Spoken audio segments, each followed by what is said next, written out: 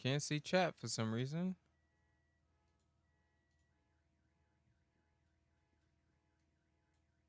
What is going on?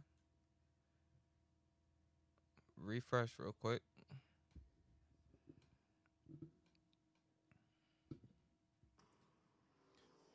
Chat. Can somebody write something? Cause I don't know what's going on with chat right now. I can't even see what the hell is going on here today. It's always something lately. Let's try to get it right.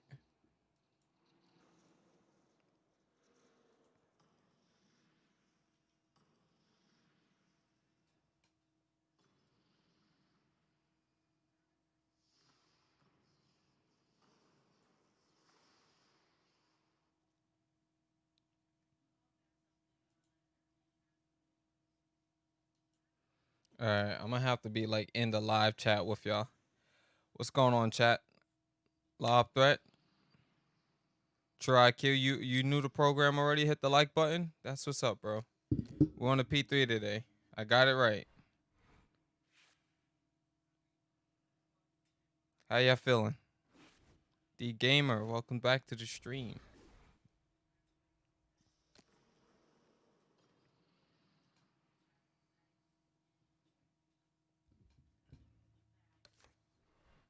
Just hit the like button. Y'all the real ones in chat, man. Y'all understand what it's about. God damn, there's only 135 people online. That's insane.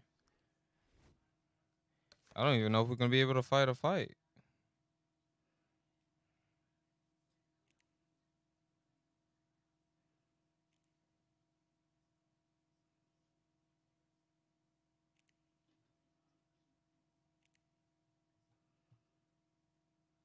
Not really new. Just new to online stream. I watch your videos for years. No, that's what I said. Welcome back. I think haven't you talked in the chat before, or am I confusing with somebody else?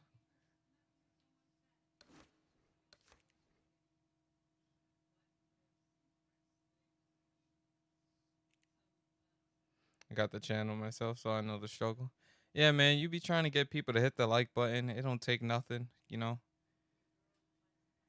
But they don't understand how much support that means to like the other features, like just how the YouTube game works. Like there's some guy out there right now with 100,000 likes on a video, or like their latest music video is gonna have that many likes. I can't stress the importance. I wanna wait. Hello, controller. Where's my Floyd Patterson at? There he is.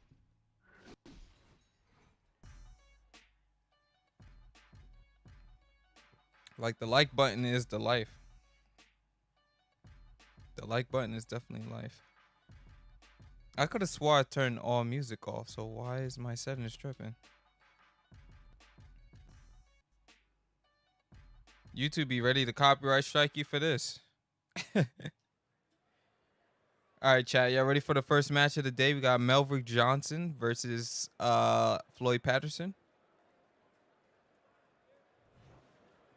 Good evening, everybody. Joe Tessitore and Teddy Atlas welcoming you to the famed New York Arena here in Midtown Manhattan for tonight's main event.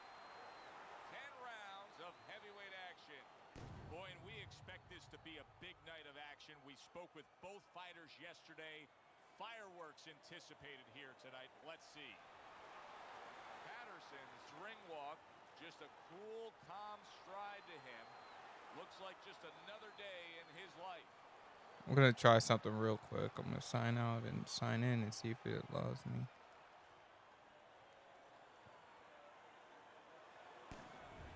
Johnson's ring walk is very interesting here. This isn't over-the-top emotion. This isn't a guy with an intense glaring stare. Just a guy going to do his job. It's really wild right now, chat. They do not want us to prosper. All right.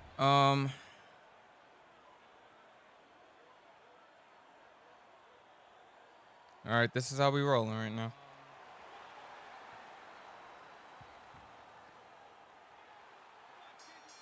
All right, back on the PS3. Now they do as round one is underway.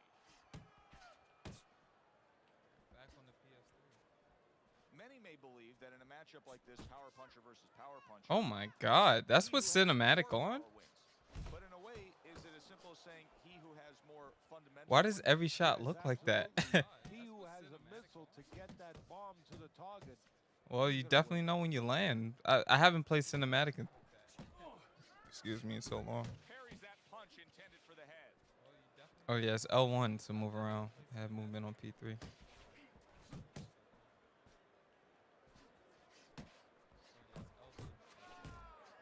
Up top with the right hand. Oh my, how the shaking on this is ridiculous. Do y'all see this in chat? A freight train uppercut by Meldrick Johnson. ridiculous. Do y'all see this? Halfway through round number one. Scoring with the right hand by Patterson. Patterson's putting his punches together now. That's a nice combination. Good block there by Patterson. Do you guys in chat play with the cinematic style on? Or do you guys play simulation? Cause I gotta go back to simulation after this. Like these random zoom ins and the shaking is Good solid shot. killing me right now. Downstairs. Patterson's left landing well. Fine looking right hand by Patterson. Unable to make an impact there by Johnson. And now I can't tell if anybody's talking or not. Last 10 seconds. D or True IQ, somebody write something in chat. Teddy, this has the feeling of a This is fight intense. that very much looks like it'll be All a right, chess let me sit up in my chair also. Bobby Fischer type fight, no doubt about Guys, if you that. haven't hit the like button, there's 11 of us in here. Let's get that like button rolling. A real careful job and a We need to at least get to thoughtful 10 job to before start they the stream go off. to All right, listen. You need to create more counters, okay? Slip his punch, then throw a straight right down the middle. Get in there. Let's turn this into a fight. I got more. No, throw them in there. You play with simulation on? Here we go. Oh, all right. Round two is underway. Yeah, cinematic is like this shaking is ridiculous. Throws a counter punch there.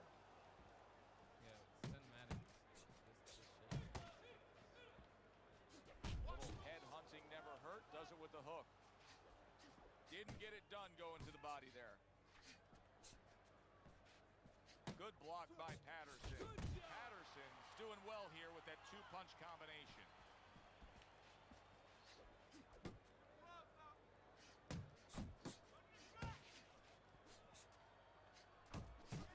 I saw that coming too. I was trying to sidestep it so I can hit a counter.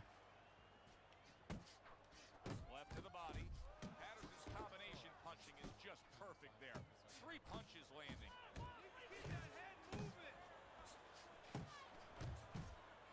Johnson's done a good job there offensively scoring with that left hand. Scores with the uppercut. Patterson's putting forth a little boom, boom, boom. A 3-punch combination scores. Little head hunting with the left. His opponent wanted the body. He wouldn't give it to him. Johnson's got a way of just getting away from that punch. They trade shots. He comes back with a right hand. Johnson's cut is really a mess right now, and it could jeopardize this fight. Yikes. Teddy, is there blame that needs to be placed on his cut man? Could he have done more? Well, really, the trick of being a cut man is pretty simple. He didn't see that left hand. This fight is getting very messy. Sorry about the fucking horn in the back. God damn. Survived the round.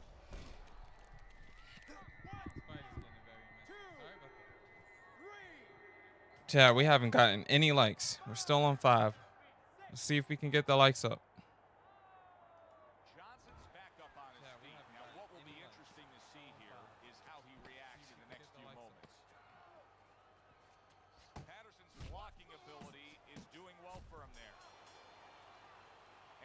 End of round 2. All right, we're at 7. Thank you, chat. Early on in this fight, he can Are you gonna play on the Xbox he just keeps doing what he's a bit doing. later? Cause I really wanted to play today. Staying out at range a little bit and head Um, I might, depend on how much time we have, because I can't stay the entire night. Time, and he understands exactly what part of the ring he belongs. Like, I was thinking about maybe doing one half of the stream Xbox and then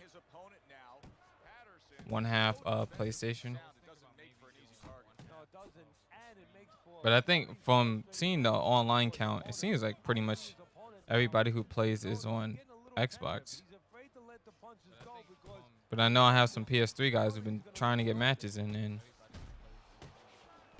I can't tell if it's lag from the pause or my controller doing that. He took a shot, but he gives one of his own. A left-hand scores. A little something for his opponent after getting tagged. Yeah, but it seems like everybody just plays on Xbox. Lands flush with the two-punch combo by Johnson. Able to bring the hook down low. That's the clean shot with the left hand that he was looking for by Johnson. Zoning in on that gut combination punch downstairs.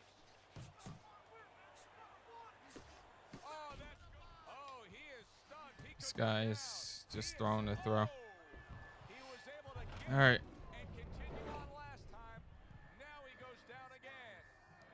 2, 3, 4, 5, 6, 7. If you use stick or button, big bro, ask last stream, but it didn't hear. I use both. Welcome back to the stream, Todd. just stands there straight, and you're the trainer. You better get up on those steps and stop it. He's not right. That is a sharp uppercut by Meldrick Johnson. Up top with the quick hook. He is so dangerous with that left hook to the body. This guy's This going time down. He adds the right hand on the back end.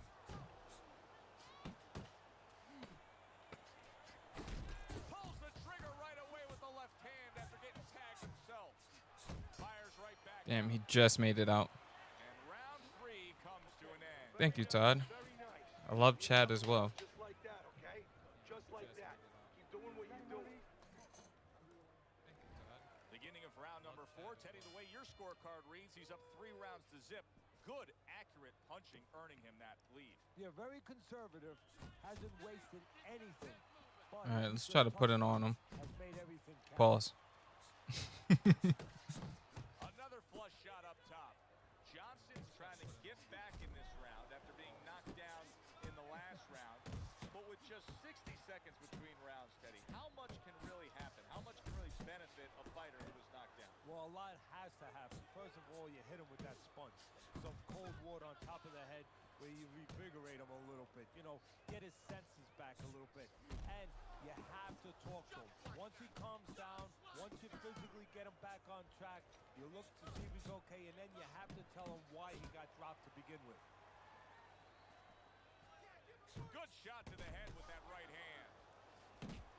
What impact from that uppercut by Meldrick Johnson. Unable to land clean by Patterson. How about a return to sender with the left hand? Johnson's the kind of boxer that wants to do. All right, I'm trying too hard for a finish here. Get the combination working. Let's get back to land both basics. punches.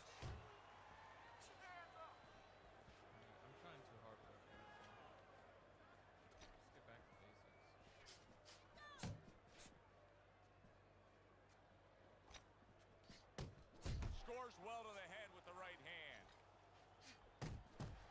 Okay, that's definitely my controller doing that. How precise was he there with that 3-punch combo?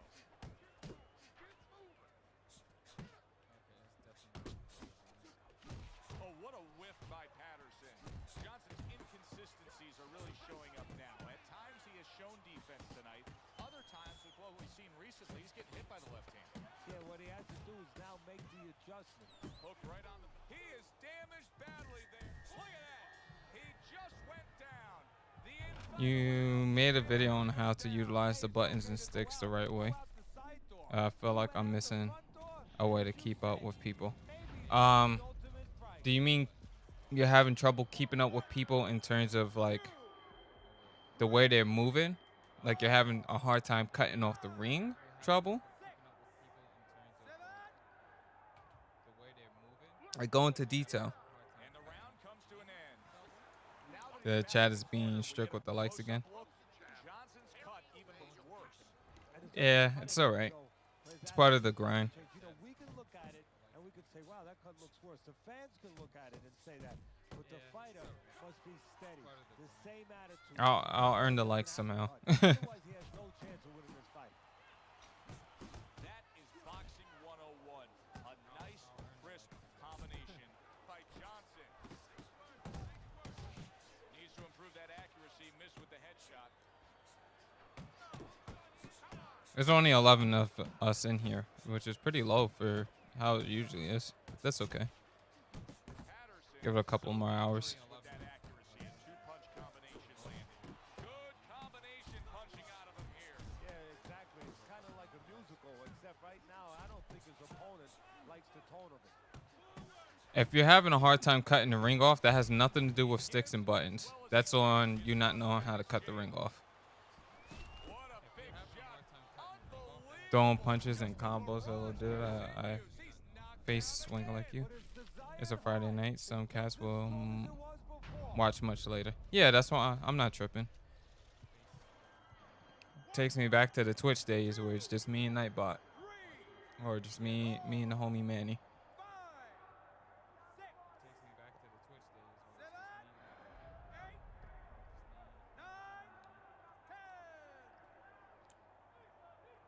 I mean, it's COVID time, so like for us, there's nothing to do on a Friday night.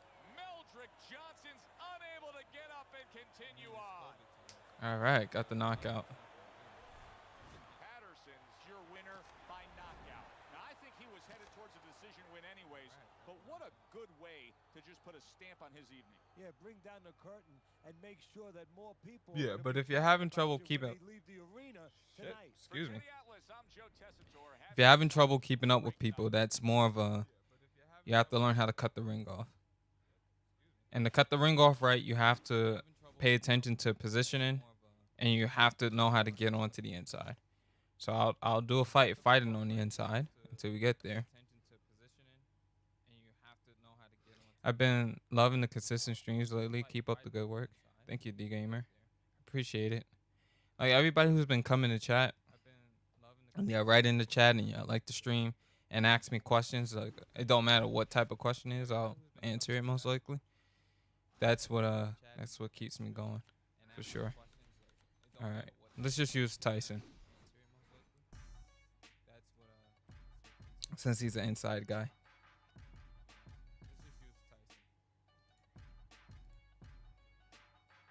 So you're gonna get a full breakdown on how to cut the ring off correctly, because a lot of guys don't cut the ring off correctly. Now, a good fight to watch for this, in actual boxing, of learning how to cut the ring off as an inside guy.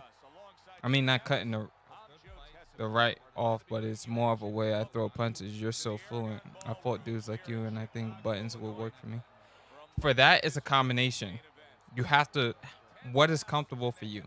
So you have to have combinations in your head that you can go to off the rip. Like it comes to you naturally, just like that.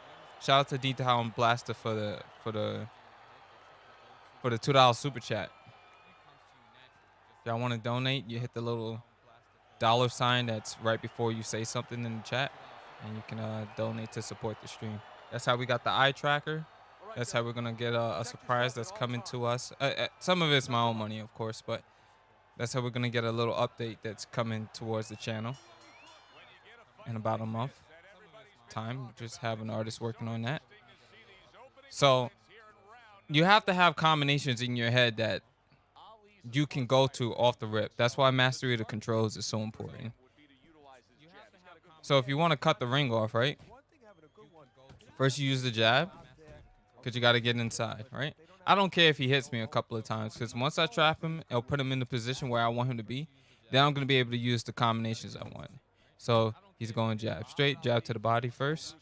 See how he keeps doing that? That's his pattern. So I'm like, okay. He always goes jab to the body first. So what can I use to counter that jab to the body? Okay, he sidestepped that time. No problem. Still downloading as it is. So now I'm going to look to use the uppercut for whenever he ducks that head down. Jab my way in. Notice his movement is stopped too. Like, notice the little things I'm doing is keeping him in position. So now I go to my go-to combos. Left hook, right uppercut. Jab straight, left uppercut. Jab to the body. Double jab, right hand. Jab, right hand. Jab uppercut. Left uppercut straight. Jab, left, right hook, left hook. And then repeat. Now let's reverse that. Right hook, left uppercut, right? Jab, uppercut to the body. See how I'm just mixing those little combos up. Now I'm changing it up. Straight to the head, left hook to the body. Left hook to the body, straight to the head. Jab to, you see how I'm just throwing my combos that I like, but I'm switching the variety up based on what he's doing and what he's showing me, and based off ring position. So since he's trapped on the ropes, I could throw 3-punch combinations all day. Jab, uppercut, left hook. Jab, overhand right, and then left hook. Left uppercut, sorry. Like that, and then this is one of my combos that nobody else really does because it's counterable. Right uppercut and then 2 jabs and a jab and a straight to the body. So you do that and you're like, okay, I have all these combinations in my head. I'm watching what my opponent's doing. I know how to get the proper position in the ring because I'm watching which way my opponent is moving, and I'm using my jab to get me onto the inside. Then my mastery of the controls come in. So how am I comfortable throwing my right uppercut? Is it with square and X, or is it with the right stick? It's with the right stick for me. So I'm going to use that, but then I might want to throw a hook on top of that. So then I'll press X. But if I want to overhand, then I'm going to use the stick. So that'll be right uppercut and then overhand left like that. Or sometimes it's like that. That's just how you practice it. It's however you practice it.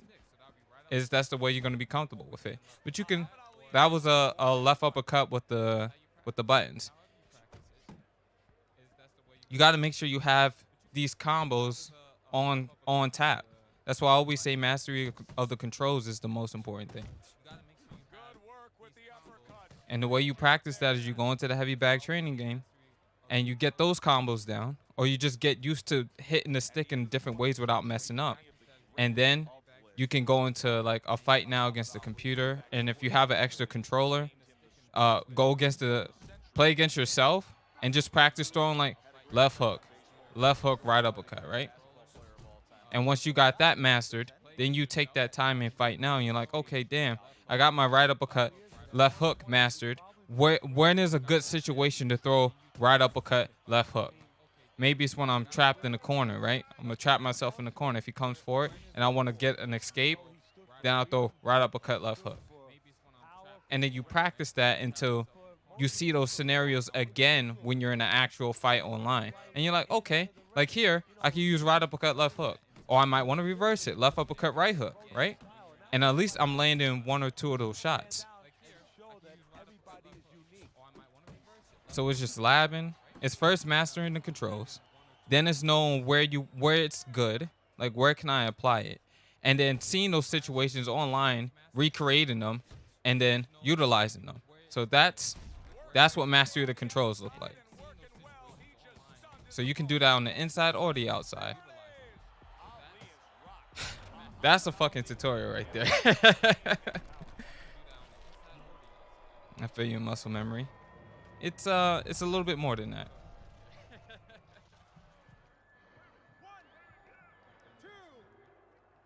Mike Tyson is the best. The best fighter on the game is Sugar Ray Robinson and Isaac Frost. To block, should I stand still? Blocking is all about knowing when to reset the block. The term that I coined that everybody uses, pump blocking. So after, you can't just walk around like this with hands up. Because you see how the punches just slip through? He's going to throw more shots. See, I'm trying my best not to reset my block. But you're going to run into guys who play online and all they do is this. Just hold their guard up and they think that's going to defend them. It will not defend you. So what you have to do is after a punch lands or after a combination lands, then you reset the block. Notice how, okay, now I'm blocking shots. You don't have to be wrap it like this, like some people do, just to abuse it. But after you get a shot block, you reset. If you notice you haven't reset your block in a while, go ahead and reset it. Just a quick little tap and then hold. Tap and then hold. Tap and then hold. And that's how you end up blocking shots. Now, it's also about the range and foresight. Foresight is when you can predict what it is your opponent is going to do. So then you may reset or hold the button when you know a punch is incoming, which is how you're supposed to use your block. So you do that, and next thing you know, you're blocking shots more accurately. You're being able to create counter opportunities also for yourself. But you're gonna get hit a lot less when you do it like that than if you just walk around and hold R1. So it's defense is a combination of foresight and knowing how to just reset your punches or reset your block. My favorite combo are head, jab, body straight, and then body straight, left hook. But other than that, it becomes whatever comes to mind at the moment.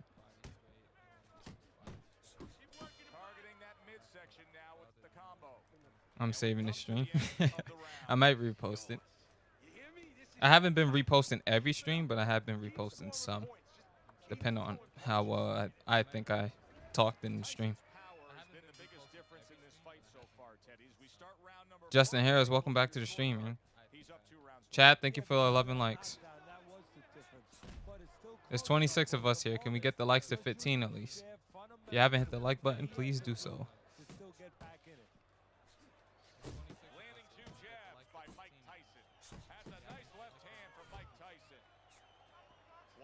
He's hip to the idea of becoming a counter puncher, but I get the sense you'd agree with it. Yeah, definitely. I mean, he's got the perfect platform, the perfect form for it. The guy's walking in right now, not moving his head much. He can time him, he can counter him.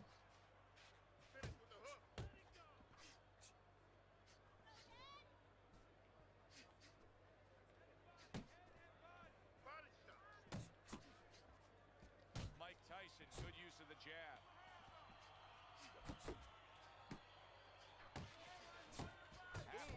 So uppercuts are going to be crucial on the inside because this. You see how he keeps leaning the head down to go for body shots with Ali?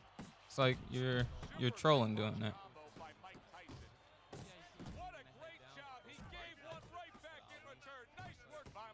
I got to turn the cinematic style off after this.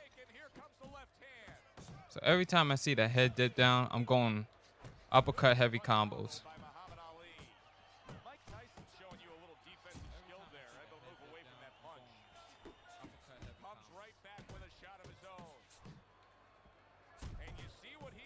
Man, the chin on Ali is godlike.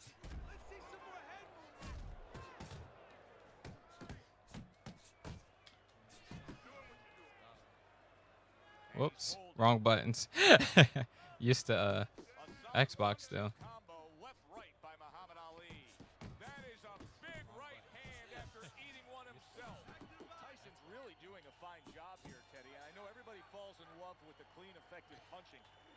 Most likely just PlayStation, but there may be a chance that I swap over. It seems like it doesn't even make a difference to keep your guard. Sometimes it doesn't. Punches are going to slip through because it's an automatic guard. But you can limit. That's why you can't just rely on blocking. You have to use foresight. You have to know what it is your opponent is doing. You have to be aware of what it is that your opponent does well. Like, he likes body jabs. You see how he went for that? That's the first thing he went for. So then you think to yourself, what counters body jabs? Distance, in and out movement. So now when I'm using good footwork, I don't have to rely on the guard so much. There's three forms of defense. There's head movement, there's footwork, and there's blocking, right? And the fourth one that people don't talk about, or that the game doesn't tell you about, is foresight. And that comes from just experience of playing other games. It's a transferable skill to any game. You need to know what it is your opponent is going to do in order to limit how much you get hit. So if you notice, I barely got touched this round. Barely got in touch. And I'm not throwing a lot of punches. It's just good footwork, watching where my opponent moves, knowing how to move around the ring. See how I'm cutting angles here, changing where I'm going. I'm gonna step back. I'm gonna push him off here. Well, if I can remember the push button on PlayStation. And now I'm gonna try to keep him out with some offensive options like. All right, I get counted there, no problem.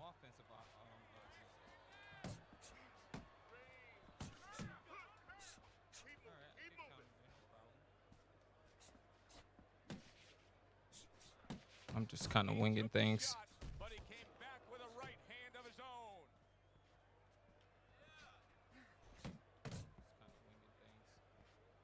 Is he gonna go body jab now? He's trying to use the outside in a round that he's losing, which I find funny.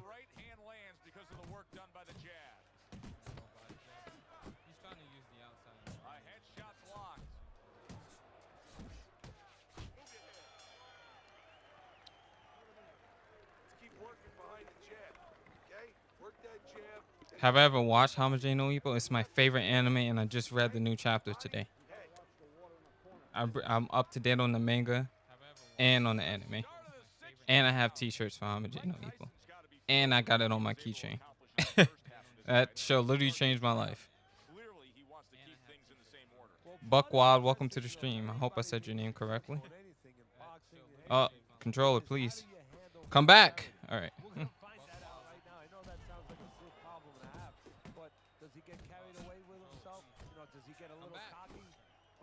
Ali's gone into a defensive shell, but that shell has cracks in it. Yeah, it does, and the reason why it's getting cracked is because his opponent is confident that with those earmuffs on, you know, going into that peekaboo defense that he is, he knows he's handcuffed. So he's like, I'm curious, guys, in the chat. Normally, he would only throw one or two, worried something's gonna come back. I'm very curious because I've done quite a few streams right now, by now, and I've put out over damn near 400 videos on YouTube of Fight Night content, right?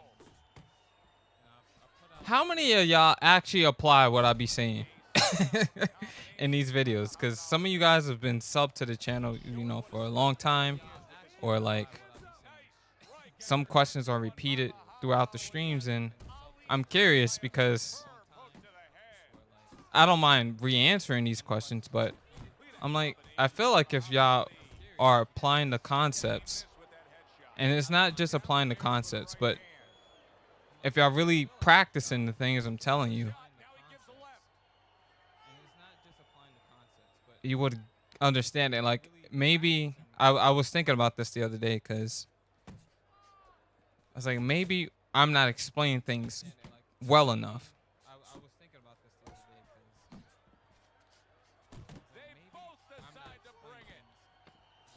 Because sometimes things can make sense to you, right? But it may not make sense to other people. So I was wondering how much of what I say is understandable. We are seeing one specific part of his game that's dominating, and that is precise, accurate, clean, and effective punching. Yeah, and I would argue that you've seen in another part. You've seen his Well, for me, I can cut off the ring better to the point where I realize the flaws of it in the game. Okay. I've been here for about a month, and I've been applying what I can remember of what you're saying. All right, new subs probably, they won't go back to the old vids. Yeah, I've been thinking about that too, because I watch other people's channels, right? And I'm this type of person, right? If I want to learn something, it's like binge watching a show for me, right? I watched Steins Gate in all 26 episodes in one day because I was intrigued, you know? I need to learn everything about it. But on a show that may be more complex, like, for example, Deadwood on HBO, the dialogue in that show and what usually goes on is sometimes it's harder to understand things. So what I will do is I won't watch a new episode so I can really digest what happened in that episode. But if it's something like something that's training wise, right? Like I need to get better at something. For example, when I was trying to teach myself how to play Tekken, they have combo videos on like that you can use for certain characters, and like I use Lee on Tekken, the guy with the suit.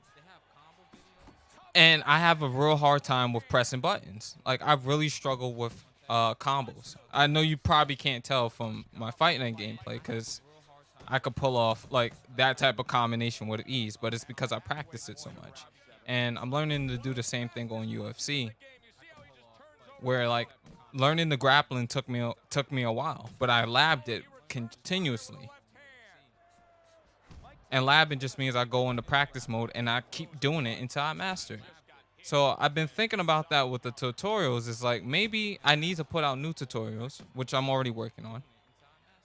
But at the same time, I wonder if everybody has that mentality of I really need to go back and learn this. I need to learn this shit until I get it. Like I need to sit here and really digest it and practice it until I got it so down packed that you can't, like, I will not forget it. Ali's flat out not jabbing enough. I mean, how can you try to win this fight on the outside? Some guys just started in the game. Yeah, I believe that. I definitely know some people just come and start. The final moments of this round. But this is one of the reasons I'm writing the book that I'm writing for Fight Night. It's like, 3 minutes gone by in this round. do y'all just hop online and start playing? Or are y'all really sitting down and practicing offline like I've been saying? The sale's about to end. Have I got Black Ops 3 yet? No, I didn't buy it yet, Sendo. I've been doing what you see me doing now and working on content. You told me, well, bro, and I want to see if I got it. I want to play a game with you. Jose Sanchez, welcome to the stream. And sure, like I'm playing PlayStation players today. Maki, let's spar. I want to see how good I am compared to you. Where's Malky? I don't see Malky in chat. Joe, I'm not sure what you're saying. You started over 2 weeks ago. Yeah, Takeshi Sendo. That's where you got the name from. He's also a fan. Mike Tyson's done a good job of pacing himself. I think he's going to Now, be fresh for this stretch. only offline for me. I hate the online. Okay. I wrote a huge gimmick guide on Fight Night Reddit. Gimmick guide?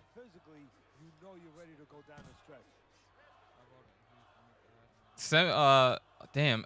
One of the things about YouTube is you can't put links, but if you tweet it to me or something, it's incomplete. Yeah, I don't mind taking a look at it though. Because I'm bad. Gimmick is a filler word. Oh, you wrote a guide on Reddit. You see how this guy just quit now all of a sudden because he can't get the outside? Like, I'm writing a program for new players and just people who maybe they've been playing for a while, but they don't feel they're that good. Like, it will be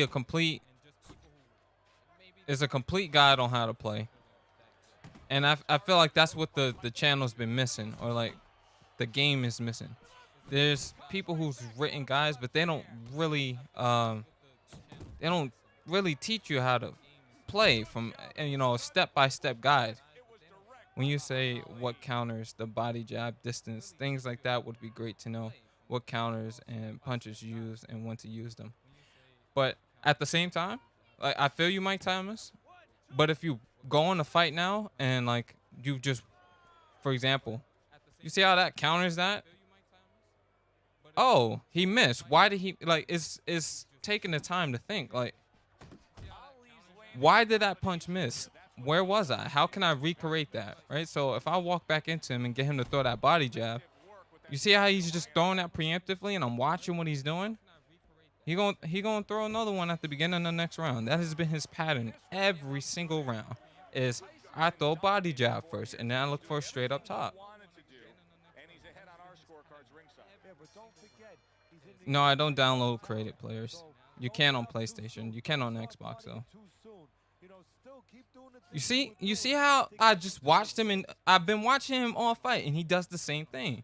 Body jab and then it's a straight. Body jab and it's a straight. You guys see how I'm watching that? It's the same thing. And I'm like, okay. And every time I'm at distance, he misses it. So why would I not keep using distance? Now, then you got to build on that, right? So he's throwing body jab and then straight. I can look for an uppercut when he throws that body jab. and then I have a more effective shot to his shot. And then you just keep building on that. What is another way I can punish him on that jab straight to the body, on that tendency that he has? I could keep using distance, let his accuracy rating go down, and I'll only land a few shots up top, and I will outpoint this guy. Then it's like, oh, maybe I might want to knock him out. So if I just keep building on that tendency and I keep him in this position, now I'm going to be able to land more offense. And maybe I could, maybe, just maybe, I could knock him out, or I can knock him down with that.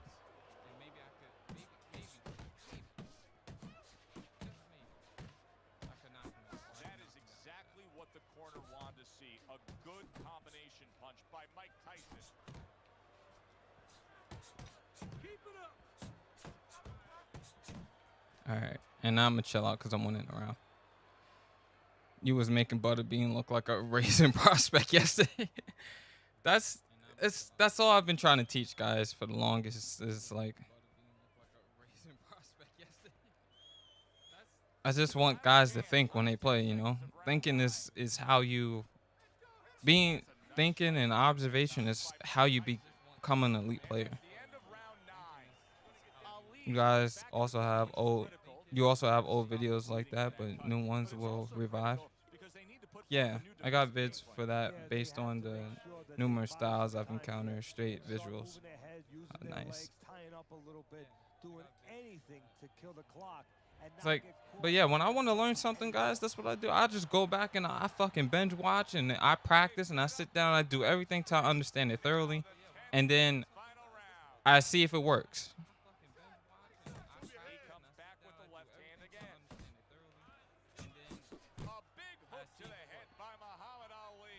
But how you know you can punch with uppercut versus another punch? I know it seems obvious to you, but it's not obvious for lower level players. It's obvious to me because I watch boxing. So I've always say either distance or like he's ducking his head down, right? So logically, what comes up the middle for somebody ducking their head down? In sports and boxing and in UFC, it's an uppercut.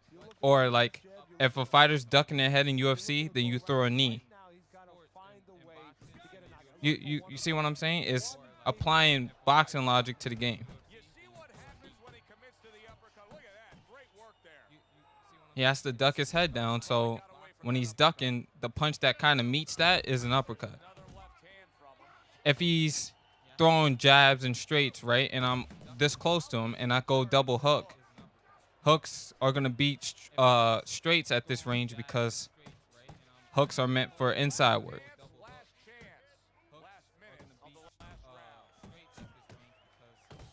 So anything close range is what I want to throw when I'm chest to chest. You just tweeted at me? All right, bet.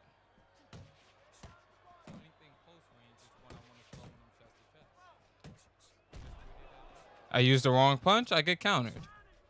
But notice when I'm keeping everything tight, hooks and uppercuts only because I'm chest to chest. Jab my way in. Keep looking for those type of shots. Notice I don't get countered as much. But only when I break the rule and I do that, does it give him opportunity.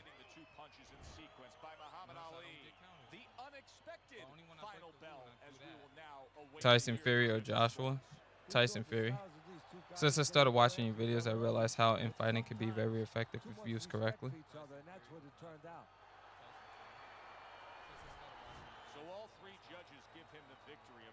That's all I wanted.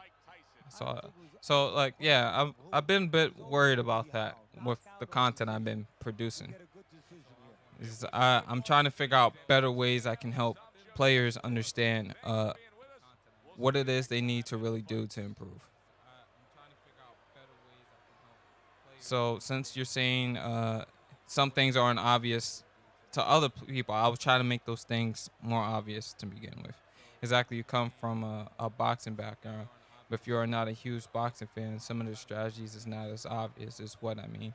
I'm a Madden guy trying to learn. Yeah, I see what you're saying. So that I can certainly do a better job of. So just for chat now, this is going to be exclusive to the content I'm putting out later. But I made a playlist for a friend of mine's of fights to watch. And it's if you watch this playlist, I honestly feel like you will understand not only my philosophy on the game, but just boxing in general. So I'm gonna put this in chat and y'all can save it. Save it.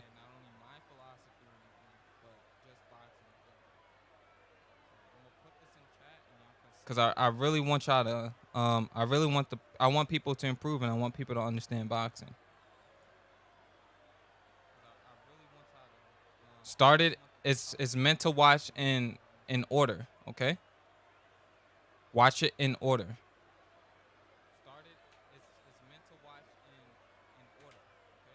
Save that playlist and watch the fights in order. I put them there for a reason.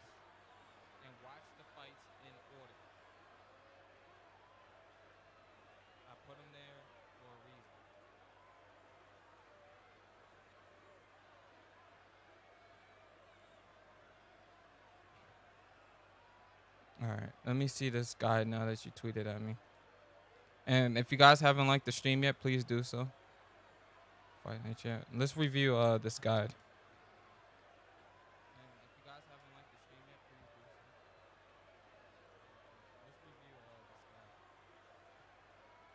I can post links, so if y'all want to read it along with me or just watch it on stream, then we could do that. Man, I love how Fury. Where is it? I love how Fury made the people in the arena sing American Pie after the win. Yeah, that was pretty dope.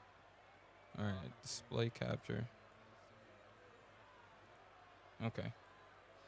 Fight Night Champion offensive guide. Incomplete, but I promised this a while ago, so complete over the next week or so. You would think I could keep up with myself, but man, life is a bitch. Busy with work life, then losing that job, then getting a new job, only for the apocalypse to happen. Well, a blessing in disguise, I guess. Because now I can actually put together my offensive guide to go along with the defensive guide I made however many months ago. Just like last time, I plan on this being very detail oriented, and I want the ideas I present here to be as transparent as possible so people at all levels can grasp these concepts. Disclaimer: I do not claim for this guide to be objectively correct or the only way to play the game. Styles makes fights, as they say. So your individual strategy is your personal way of expressing the sweet science. However, this is a collection of data and notes that I have gathered over my years of playing this game. I am very open to making adjustments via the comment section below, so feel free to state your observations as you see fit. Also, because I can't provide visual support that I would like to for these, feel free to call me out on something I have incorrect. Offense as a concept. Okay, so offense is the first thing anyone does in anything fight related, whether it be button mashers in fighting games or an actual first day in the gym. You don't really see a guy walking into a boxing gym for the first time and asks, hey, I want to learn how to defend. Which is why my first post of this type was in depth about defense. Offense without defense is a ticket to an ass whooping, but defense without offense is the same train with different name. Offense in this game, depending on the strategy, can range from extremely simple to wildly complex. So it's hard to really pin down exactly where to start this guide.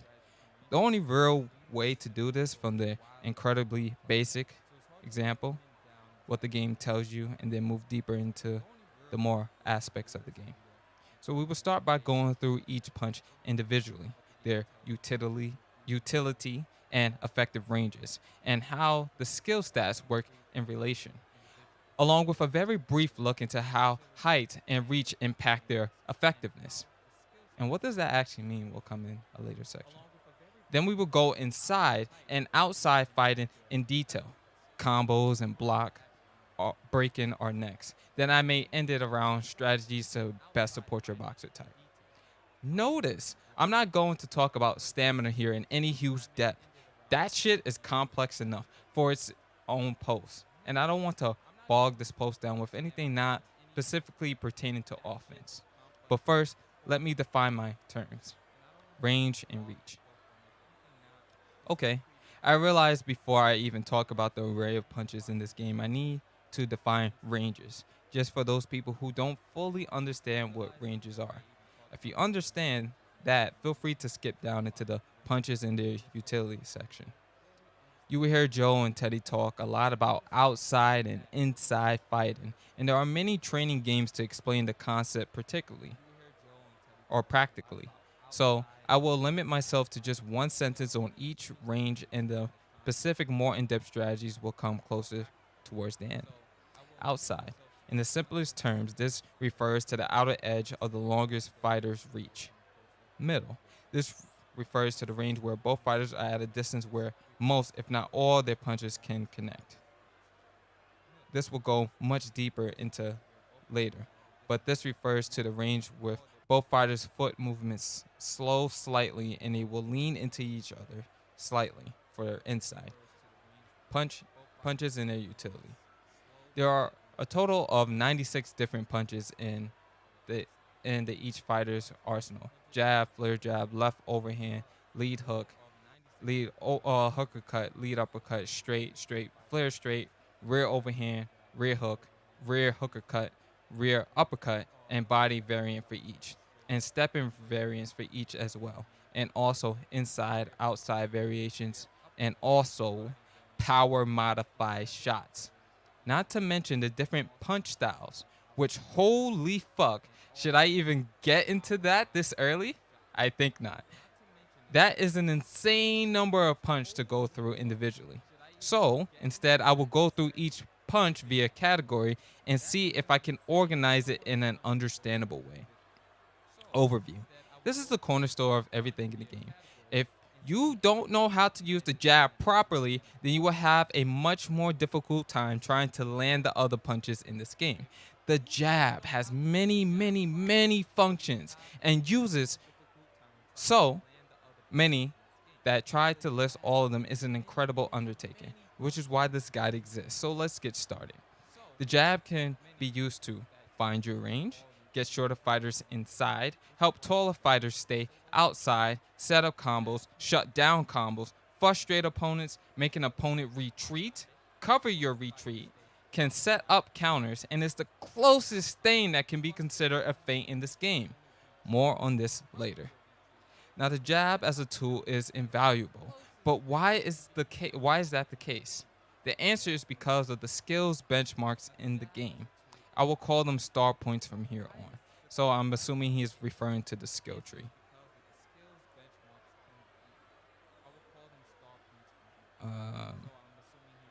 I'm still reading the post, guys.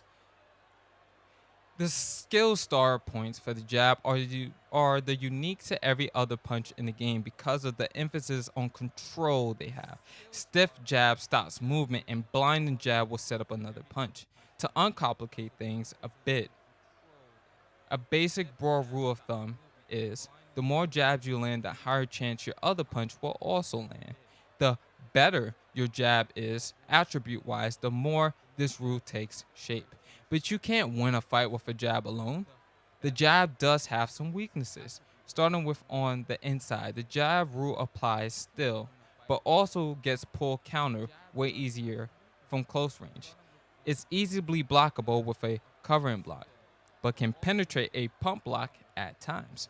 Also, the effects of the attributes, star points, are percentage based, dice rolls. So there's no real way to predict if an effect will or won't take place. When to throw. When in doubt, jab. That is the essential rule of thumb when it comes to the jab in this game. However, the time and place of the jab's use is a big factor depending on the type of strategy you want to impose on your opponent and vice versa. Obviously, if you have a taller fighter, you prefer to be on the outside, picking away at the opposition as much as possible. As an outside fighter, this should be an objective number one. However, If you're not smart about it, you may find all of your jab are getting blocked or worse, countered.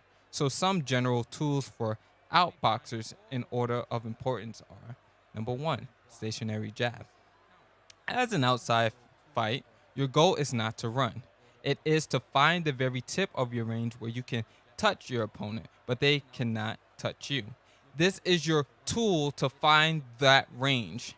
While standing still, flick out a single jab. If you touch your opponent in any way, blocked or not, that is where you ought to try and keep them. If you are too close, problems will occur, and you will barely extend while the damage output is actually the same, contrary to what the game would suggest. You can still stun with this. It is easily pull counter due to the lack of extension. Something to keep in mind. It is much better to miss from outside your opponent's range than from inside your opponent's range. Number two, step jab. While outside stationary jab range, you can hold forward to lunge into a jab to pop your opponent from afar. The problem you face is that counters to this do more damage. Chasing a retreating opponent with this technique is not advised because if they are clever, a simple lean in a direction will open a counter window. Instead, this move should be used to surprise and intercept an approaching opponent.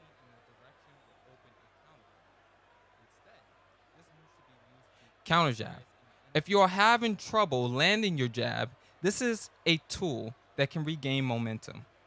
While we all should know the traditional counterpunch with the flash and the big gunshot sound effect, that is only half of what I mean by counter jab. I define a counter jab as throwing the jab during the recovery frames of your opponent's punch. By recovery frames, he means when your hand is coming back to your guard, like coming back into position of where it was originally launched from. This is an almost guaranteed land, and you can set combos of it. Number four, stiff jab. The power modified jab is low on this list because of its speed, lack thereof. Because of the added power, the balance comes in at this slower recovery speed and larger counter window. I only use this when I have a good idea where my range is, and even then, I use this sparingly. The best use of it, in my opinion, is combo with a fast stationary jab, where I know that my opponent is either not going to back up or cannot back, aka on the rope/cornered. Number five, the body jab. The body jab barely makes this list only because of the fact that no matter how hard outboxers try, eventually they get cornered. And this is your best ticket out of there. The reason why is that the body jab star points attributes are tailored to stopping movement. Another big time use is setting up counters because of the natural evasive properties and the fact that on occasion it throws off the direction of punches. Something that was patched to happen less often. Fun fact.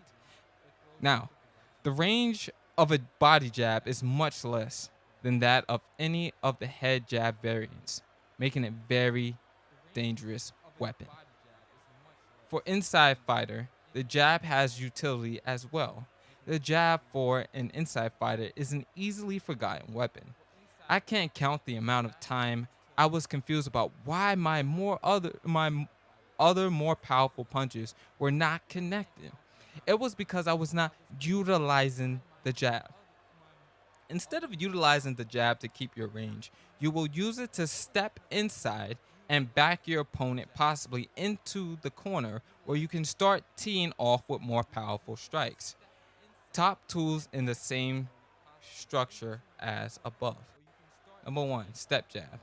The step jab is an incredibly useful tool to get from inside from the outside.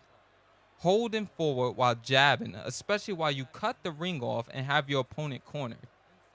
The same weakness apply, but inside fighter tend to be naturally healthier, negating that incoming damage. However, eating a cross counter while stepping in is never good, so you have to make sure you are at a proper range and also are in position where your opponent is either coming in or they cannot retreat. Body jab. While on the inside, whether it is when your opponent's trapped on the ropes, the body jab is a great combo, started because of the evasiveness as well as the fact it can be countered with a lean. However, it can be step countered even on the inside, so vary up your starters on the inside. Number 3, step body jab. Now another tool to get on the inside and to force the opponent on the back foot. Now the reason that this tool is not higher on the list is because the step back, unlike in real boxing, the step in body does not actually force the opponent back like it should. It's all mental. But in the middle of this is a good tool to avoid opponent's jab and to elongate their circle and to force them eventually into a corner. Number 4, step counter jab. If you are looking for a way to come inside, this is a way to do so by staying on the outside of your opponent's range. And while a bit of patience, you can time your opponent's jab or any other punch, then you dash your way inside with a jab. Now, this is a risky move because unlike most of the tools above, your opponent is being drawn in as per the plan. But because of this, the opponent is not on the ropes and therefore the damaged backstep is available. There, aka if you misjudge this punch, you can end up eating a backstep power straight on counter, which hurts a lot. Keep this from being higher up on the tool list, but it's still a viable strategy to limit your chasing. Short drink break.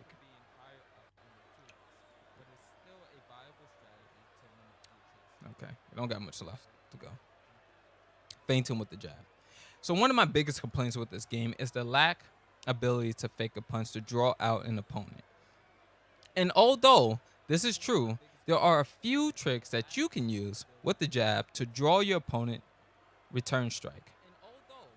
The most useful thing about the jab is its malleable recovery, meaning during it, recovery, you can perform really whatever you want. A step, a weave, a lean, a block, another punch, and or movement. If you can get a read on how your opponent reacts to your jab, you can use a stationary jab alongside a defensive option to get a counter hit off. You can try these out yourself against, and you will see yourself having a much more varied offensive game plan. Now, the rest of these punches are not going to be as detailed because people don't tend to understand the jab as much as other punches. So I'll give a quick word on each before I move. Straight. Look, I'm not going to sugarcoat it. After the jab, the straight is the most useful and powerful punch in this game. It's not too stamina draining, spammable, penetrates the block, it's hard to avoid, almost tracks regular movement. It is ridiculous. 90% of your stuns are gone because of the straight, so it's very real. Below are some tools, no matter if you are an inside or outside, that you can probably and already do use. As a bonus, a defensive countermeasure for each. The backstep lunging power straight. This tops the list for a reason, because this is the easiest counter tool that many players tend to abuse. The problem comes where you end up in situations like this.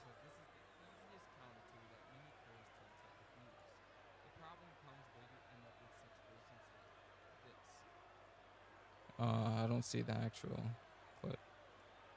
There we go.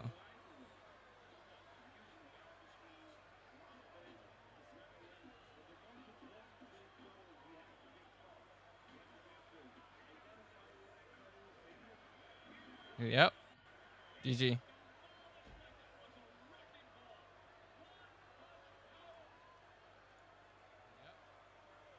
When you're using a fighter with smaller reach and miss and get flashed. Now, we're dealing with max reach or longer fighters in general. To avoid this, you're gonna want to not use lunging strikes all that often. When they try to use this technique, they will generally hit air if you aren't chasing them, allowing you to follow them because of the extended recovery. power body straight. This is generally used by your typical inside fighter when they have successfully trapped you in the corner. This is used to staple you to the corner and set up their inside pressure and body attack. Slip straight. This is a move used if your jab has become predictable. It's a bit slumpy or stumpy, and if it's not set up properly, uses up more stamina than you would in any other case of the straight. If your opponent starts using this consistently, your best bet is to step out and reestablish your range / jab at a different rhythm. Push power straight. The scenario for this technique is very bleak. You are more than likely stunned and backed up against the ropes and are shelling up for your life. You get pushed, breaking your block, and you eat a straight. Again and again and again. I don't really have anything for this one other than doing your very best to avoid the ropes while you are stunned. And the push may put you out of range. Maybe I could use some help on this one, guys. So in order to avoid the push power straight in general, you have to counter with a sidestep uppercut to counter a push power straight at the correct time. Or while he's pushing you, you triple up the jab, and that will stop his straight from coming out accurately. Or you can, if you're not stunned, then you have to bob and weave in, and it negates the push. So that's how you get rid of the push power straight. In terms of the scoring, how to outscore a power push straight player, for every push power straight, you hit that boy with 3 combos. So you counter him with a 3-punch combination, which will equal out the damage that he's trying to use on his power straight and or negate it completely. Now you can still end up taking offensive damage from this by attempting to combo back, but it's a damage trade-off. So yeah, look for that. Hooks, he didn't write a section on. Uppercuts, he didn't write a section on. Okay, and we're almost finished. Outside and inside. This game puts a major emphasis on outside and inside fighting, and your game plan and fighter stats are influenced by your height and reach. Each of these ranges have a very specific goal in mind, and it is not possible to be in one range for the entirety of a fight. So, this section is meant to describe these ranges and what you as a player need to do to execute your game plan. Outboxing / outside fighting. The goal of outboxing, the general misconception about outside fighting, is that it is running away from your opponent. This is not correct. The general misconception about outside fighting is that it is to run away from your opponent. This is not correct. I'm going to say it one more time. The general misconception about outside fighting is that it is to run away from your opponent. This is not correct. The goal of outside fighting is to keep your opponent at a range where you can hit them and they cannot hit you. This is achieved through understanding how this game handles footwork and ring positioning. Footwork. Footwork in this game is deceptively complicated. Something you may have noticed is that the left stick controls your movement. Duh, of course, you say. Another thing you might have noticed is that the amount you push controls the speed of that movement. Something you probably haven't noticed is that if you try to change directions, there is a small amount of momentum that is carried between directions, meaning that you can't change directions on a dime. This is why you may have ended up cornering yourself accidentally when trying to maintain space, especially when dealing with an aggressive fighter trying to close in on you. This is the most difficult thing about being an outside fighter in this game, because of the lack of stopping power. Like in EA UFC 3, it is very difficult making an aggressive opponent respect you and keep your distance with your jab alone. The best way I found to do this is with incremental movements. Instead of holding back, inch your way out of range from your opponent. If they are the typical inside fighter, their hooks will whiff and they aren't set, leaving them open to your offense. Ring positioning. This is easier to grasp the further down the weight class you go down, as larger fighters tend to have less space to work with while circling the ring. So you have to have an understanding of two main things: where you are in relation to the corner and your path back to the center. One of the earlier patches from the game, Active Days, made the rope stickier, meaning your movement slows significantly upon contact. You want to avoid this as much as possible. To do this, what an outside fighter will need to do sometimes is stop retreating and focus on lateral movement. A way to utilize the pseudo locomotion of a fighter is to move laterally one direction and either move or step the other way. I know you guys see me do that a lot. Your adversary will end up moving too far and will give you enough space to slide back out of range before they can corner you. And inside fighting. Inside fighting is a bit less complicated, but emphasis on a bit. With the speed disadvantage that many inside fighters face, the challenge is to find a way inside without taking too much damage on the way in. The two main points from above are still very necessary: footwork and ring positioning, but the context is obviously very different. Footwork, ideally, what an inside fighter wants to do is to position his opponent on the ropes or even better, in the corner. Any boxing head will tell you to do that. You have to cut the ring off. I was just saying to that other guy. That's what I was saying to Todd. That is to not chase your opponent, but give him space and mirror them. A less skilled opponent who is constantly moving will end up walk himself into the ropes or corner where you can do your damage. Be sure to cover your entry with a weave or even a flick step to surprise your opponent. That means just sidestepping. You never want to just walk forward and so depend on weakening guard to protect your entry. You never want to just walk forward and so depend on weakening guard to protect entry. You never want to walk forward and so depend on your weakening guard to protect your entry.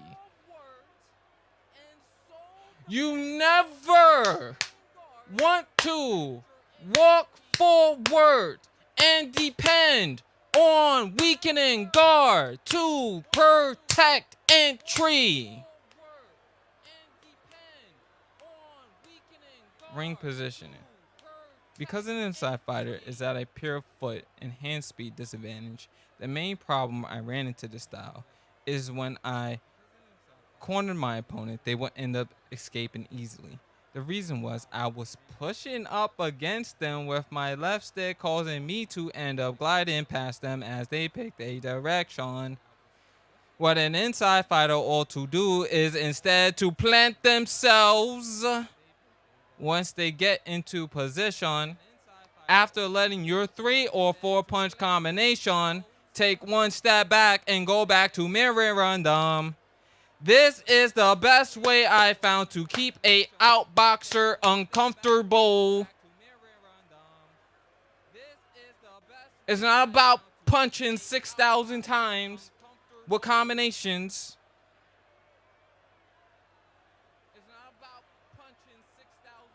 The reason I was pushing past against them with my left stick, causing me to end up gliding past them as they picked a direction.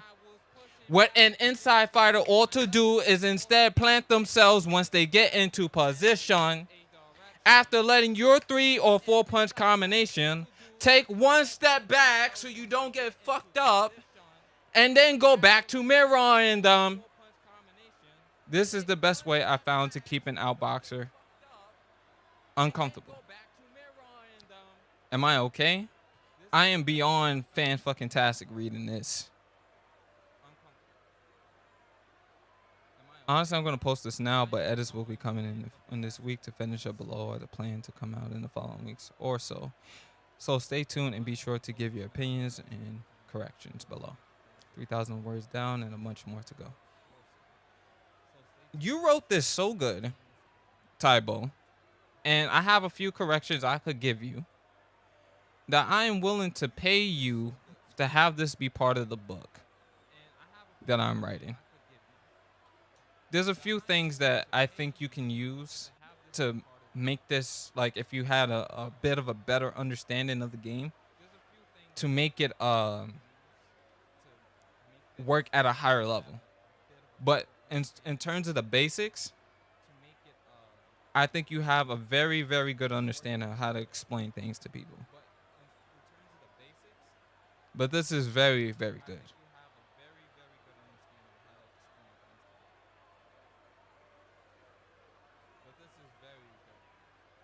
So you already got me on Twitter. Like we can discuss some things if you're down for that.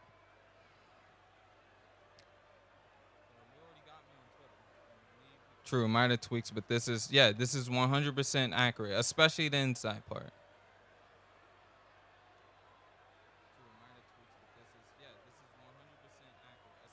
So you let me know, like, if you're down for that, and we can work something out.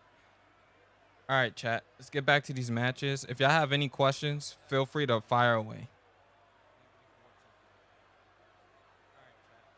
I'm very glad that you sent this to me and took the time to write it. This will elevate a lot of people's game. I'm going to redrop the link to this. That's a great guide. I learned a lot from this. Yeah. That's why I think people who really want to improve need things in writing. Like, if you want to improve, that's why I think books in general are very good for people who are serious. Now, a lot of people don't like to read. But if you put this together, which is why I'm doing what I'm doing, like, because I got my own book that I'm working on at the moment. I'm about 7 chapters in.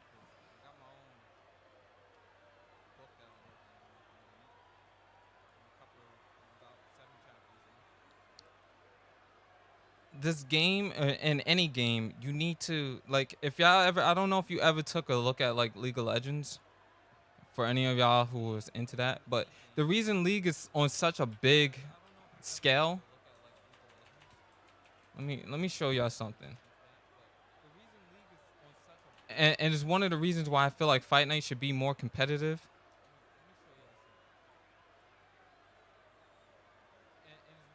Where's the original wiki?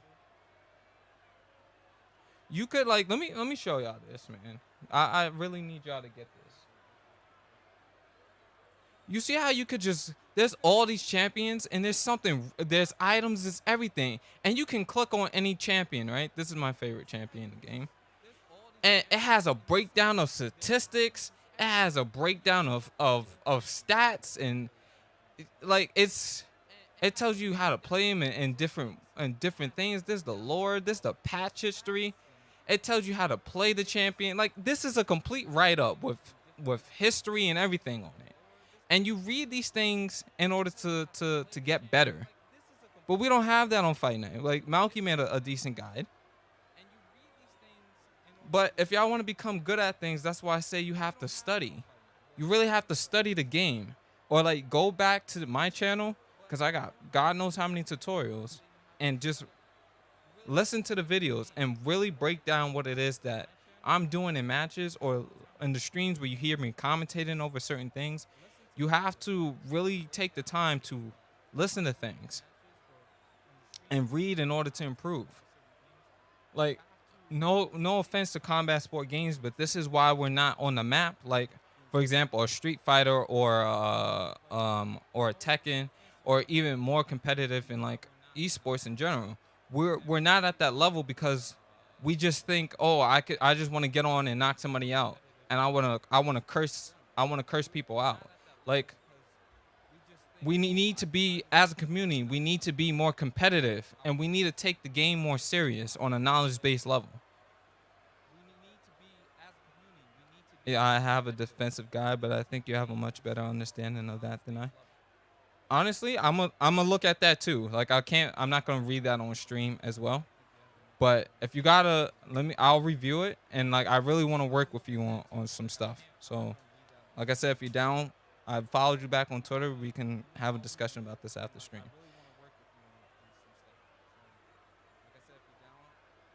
Bro, link them back to the vid view title. I probably have the best defense in the game, no cap, but we need more sim. Yeah, like the reason players spam is because they don't understand those concepts that was written down. The top players will not take the time to, and I'm doing the quote fingers, top players in terms of results will not take the time to understand a combat sport game on this level. Like, and it's not just Fight Night, it's also on UFC. That's why you see the top players on the UFC game, when you watch their matches, it looks like a fucking joke.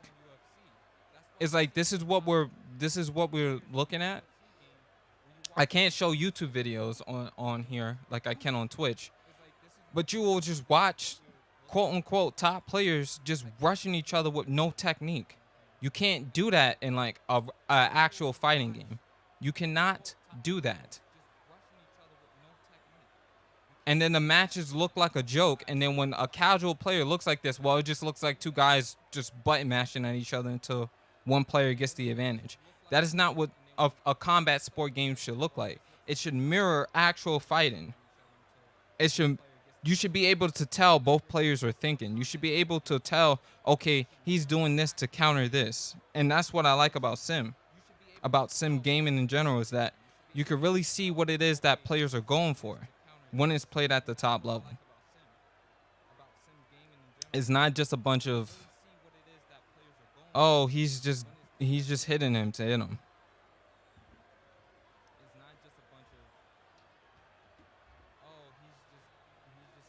I'm trying to get my controller to work.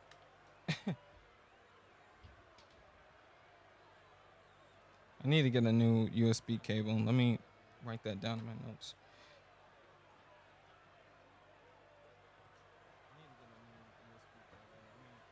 And I've been saying this for years, man, about competitive Fight Night, or just people in, like, yeah, this game is like chess. That's why most people quit.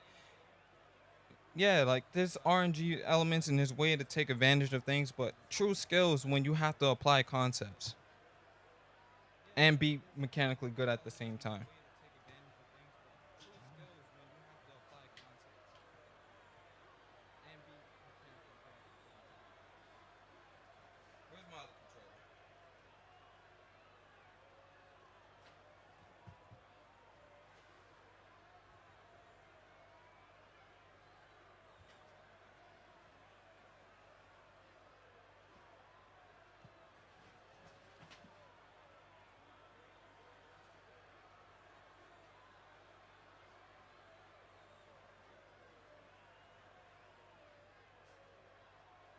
Give me a second, chat.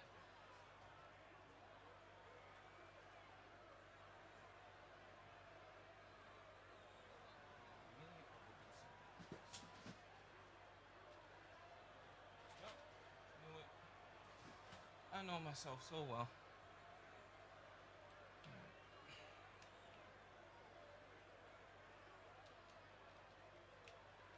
I can't move my controller. Nice. Well,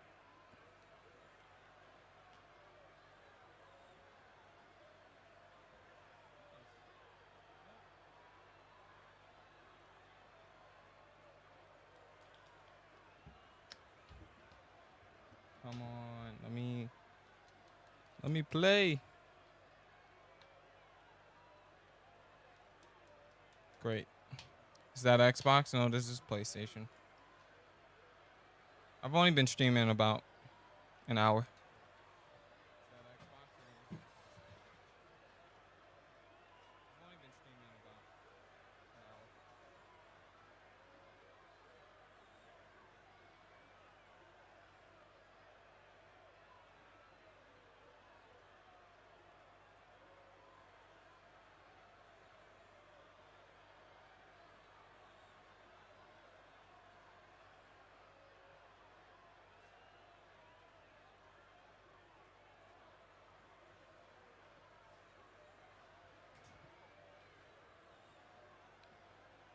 You want to play? I got 2 questions, Albert. Number 1, how was your day? And we're on PlayStation right now. Oh, I can't get a what up. I see how it is.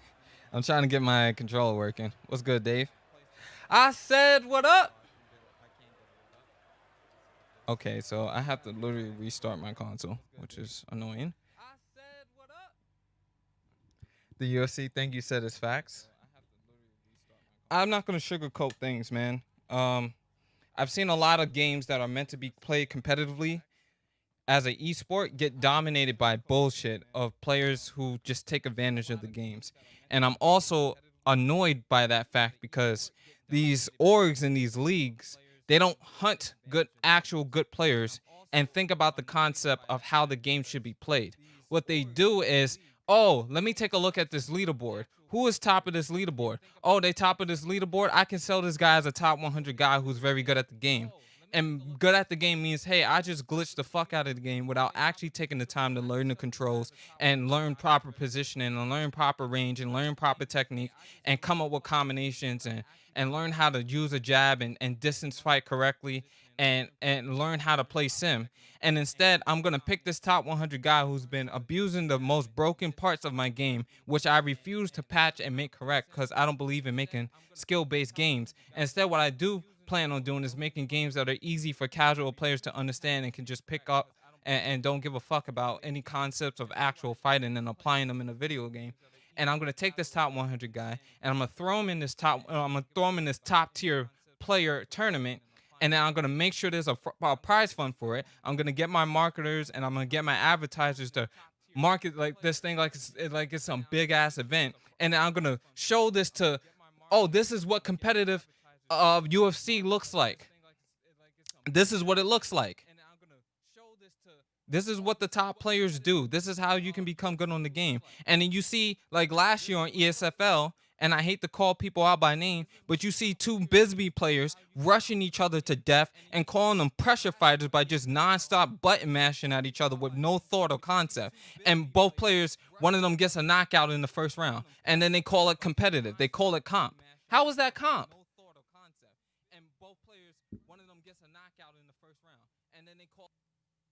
How was that comp?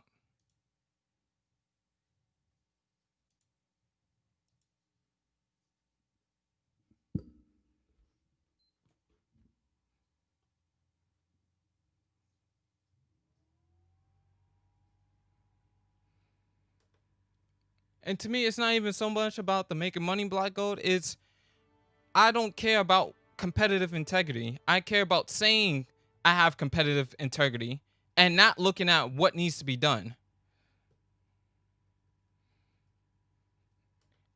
And it's a shame that you put together a tournament like that and you display it to the average casual fan who's not going to have any understanding of the game as this is what needs to, this is what competitive UFC look like. When I saw, and I'm going to tell you as a casual of For Honor, right? A casual viewer of For Honor, I was like, oh, this is supposed to be top level tournament. And I was very interested in this game. Let me see if this game is worth getting into so I can fully dive in and learn how to be a high level player. And I get on and I see like two guys just button mashing the most broken character at each other. And I'm like, this is competitive For Honor? Why the fuck would I want to get into this? I'm not buying this game because top level is just the most cheese and who can take advantage of lag on each other. You know what? Let me not buy For Honor because For Honor looks like trash. And then you know what? Everybody in the Twitch chat was saying the same thing. Oh, this is just spam. This is just spam. And they say the same thing about UFC events. And if they saw two Fight Night players who claim to be top level players and top level comp sitting here button mashing power straights and sidestep uppercut and push straight, this is competitive Fight Night. You know why we can't get let me break this down to y'all since we really preaching. They are calling me Reverend tonight. Let me really break this down to you. You know why we don't get a new Fight Night? Because our high level, I'm doing the quote fingers, our high level competition looks like hot garbage. Hot trash. You're using one button and calling yourself good. And then the community is so, oh, I'm going to suck each other off because he gets results on his record. And record means so much to me because my ego wants protection to not actually call me out for being a bad player who has not put the work in and put the practice in to learn the controls and figure out how to use these concepts and apply them online. And you know what? I'd rather suck off my friend. And I know also to protect my ego when I'm losing matches, I'm going to start spamming myself in order to get the dub because my record is that important to me. And then I'm looking at this from EA Sports and be like, oh, so new level of Fight Night. What does high level comp look like? Oh, power straight button mashers or sidestep uppercut spammers to abuse counter windows, thinking they're good. And then when I look at the leagues and the competition, it's everybody being toxic towards one another. That's why our community looks like hot trash to anybody who dives into it. And people be like, I don't want to play this. Why would I want to play Fight Night if that is what I see? It's toxicity, players with actual no real skill, just abusing the most broken mechanics on the game. The fuck would I want to play Fight Night for? How would I fix it? Number one, this is for UFC as well as Fight Night. If I am looking at setting up a competitive league, I'm looking at players with actual technical skill that can make the game look like it has a thought process to it. And players who actually have skill and use distance and understand the grappling mechanics and mirror sim play. So I'm going to look for the top sim guys and put them in a league and have them play tournaments. Then what I'm also going to do is I'm going to set up LAN events around the country where people can go to have locals like they do in fighting games. And locals is just you being able to pull up at a location and play with proper integrity and play offline where there's no lag and both players can really showcase their skill. That's how you set up and build a culture, as Tybo said.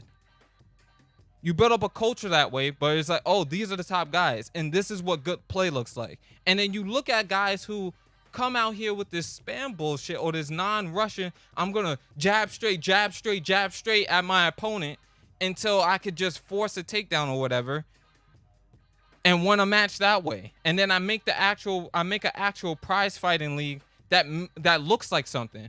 $1,000 here at this land, $500 here at this land until we can get bigger and we can grow the community. Then you make a little donation fund that the community does during streams. Be like, if you want to donate towards the top players in this specific part of the country, like for example, if you want to just start off in the United States, you have you have one for Midwest or Central, then you have one for East Coast, and you have one for West Coast, and then you find all your best players from there, and then you have like a little tournament, and then they come together. Whoever's the winner from East Coast, they could come over to face like in like a 4-round tournament or whatever, right, against the top 4 guys, right? And then you have them compete for points, and then a semi-final into a final, and then you have best player in NA, and then you take the other regions of the world that also does well, so like Europe or Russia or other places, and then you have those top guys, and then you have a top 8 based on top players of each region, like top 4. And then that's how you decide a winner.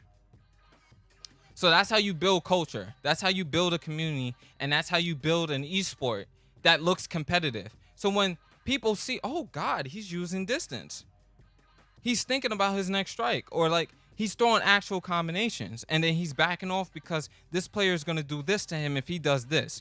So if I try to hit him with like a front face kick and he steps back, and then he comes in and he gets a takedown, then they're like, oh my God, I can't throw head kicks at another player because there's the possibility of getting taken down.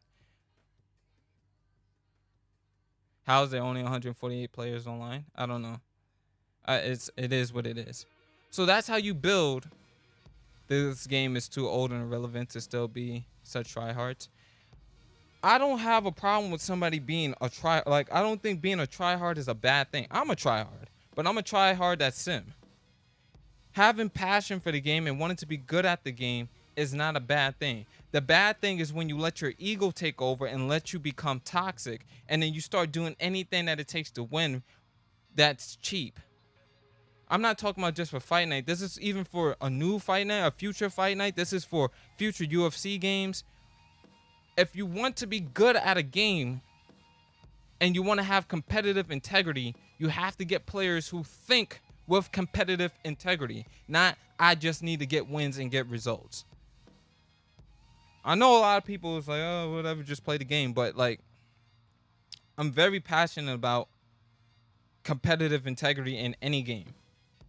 That's why, and I keep bringing League of Legends up, but that's why competitive League is so fun to watch, or why it's been consistent for the last 10 years.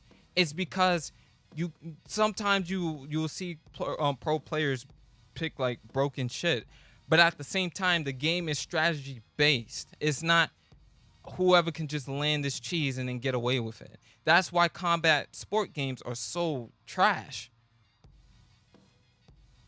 Blackfold, the same reason why there are more people watching the likes registered in the stream. We have destroyed the now sim culture by promoting the opposite. Yes, we it's because people value results too much rather than what is important. And then that is backed by mainstream media to basically say results is what gets you attention rather than skill is what gets you attention. It's the same thing with rap. You can't take an underground rapper who actually spits some real fire and lyricism and has wordplay and triple and double entendres and all this other stuff and put them on mainstream and people be like, yeah, I want to hear that. Instead, it's the hook about money and shaking ass and doing dumb shit that's going to get the plays because this guy has colorful hair and that's what gains attention now because he has something eye-catching and that's more important than the actual skill of rap. So it's reflected also in video game culture in certain cultures of video games where it's more important to get results and look like a top 100 player because the leaderboard says you are a top 100 player rather than your actual skill making you a top 100 player. And it's not hard to find guys who are top 100. Just search up on YouTube anybody, watch how they play, check it back to an actual UFC fight, and to see if he may actually be able to make a good looking fight. That is who I want to be part of my organization. That is who I want to promote my game. Instead of I say I look sim, I use the guys, the spammers in sheep clothing who are actually trash at the game, and then be like, oh, I look like a top 100 player because I preach about being sim, but then when you watch them play, you're like, oh, he's using them little tactics. I see what he does. He's a sheep in wolf's clothing because what he does is not actual skill. Holy shit, I'm going off tonight. Let me play some matches. Because some people don't take action, they are just passive and idling. We have destroyed the non-sim culture by what's up, Fight Night? What's good, Just a Friend? Welcome to the stream. Yep, Just a Friend. The Japanese senpai is back in chat. Also, shout out to Each. ESFL blocked me from commenting on their streams when I said UFC 3 was boring and everyone's cheesing. They said I was being toxic. You can't speak the truth in other circles, bro. The game's old, but the sport is most likely the first physical form of combat. I agree. That statement's not historically correct, but I see what you were going for. Talking about the jab straight spammers, Jesus. Yeah, on UFC, that's all it is. It's jab straight, combo breaker, rush down, and then try to either look for a sub when somebody's out or keep blitzing them on the feet because the game, as you said in your post, does not respect range. Dave, are you looking to get a fight in? Because I'm ready to go if you're ready to go. This is happening in like every sports game, sadly. Yeah, because they don't take the time. They want to just look like they have competitive integrity, but they don't actually have competitive integrity, and they can't be bothered to sit down and do the research. If you're a company like EA with this much money, hire somebody who can take the time out and do research on players and literally pay them. You could, for example, if EA was to contact me and be like, hey, we want to find top players for our competitive league that we're coming out with. We want you to be a talent scout. Take this amount of money, sit here and do research, find these players, contact them, use our official account to contact them, see if you can get them interested in doing this, and then we can set something up. Instead is, oh, who's the guy with 100,000 subs on YouTube who looks like he's a popular player and can bring his fan base over to the UFC game and then put them on there, and instead of being like, oh, no, this guy actually knows how to play our game and this is how our game should look.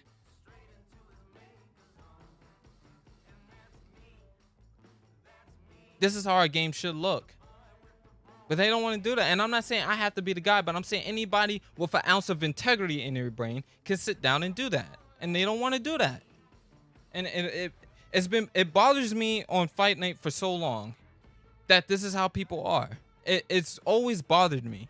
And it's one of the reasons I stepped away from YouTube. But it's also one of the reasons I made a YouTube account to begin with. Because I'm like, man, every time I'm playing in OWC and I'm a top 100 guy, when I'm playing against these guys, and I'm sitting here with, like, I remember when I was at my best, I'm sitting here with a 205 win record and 22 losses in OWC lightweight. I'm top 18 on leaderboard.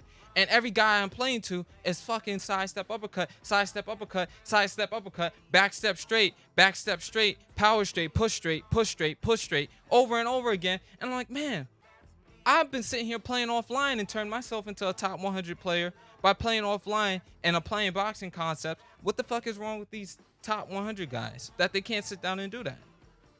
So let me get on YouTube and teach the community how to actually play the game.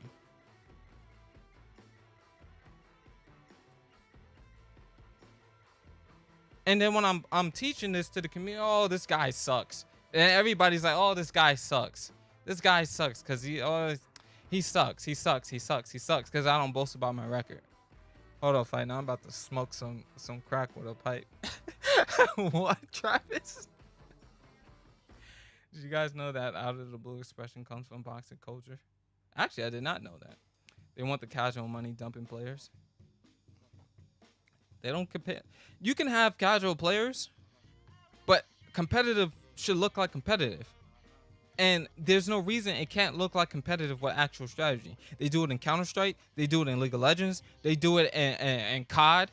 They do it in all these other places where you have to have actual strats. So they do it in fighting games where it's not just this grab player. It's actual skill. And they build the game to reflect actual skill.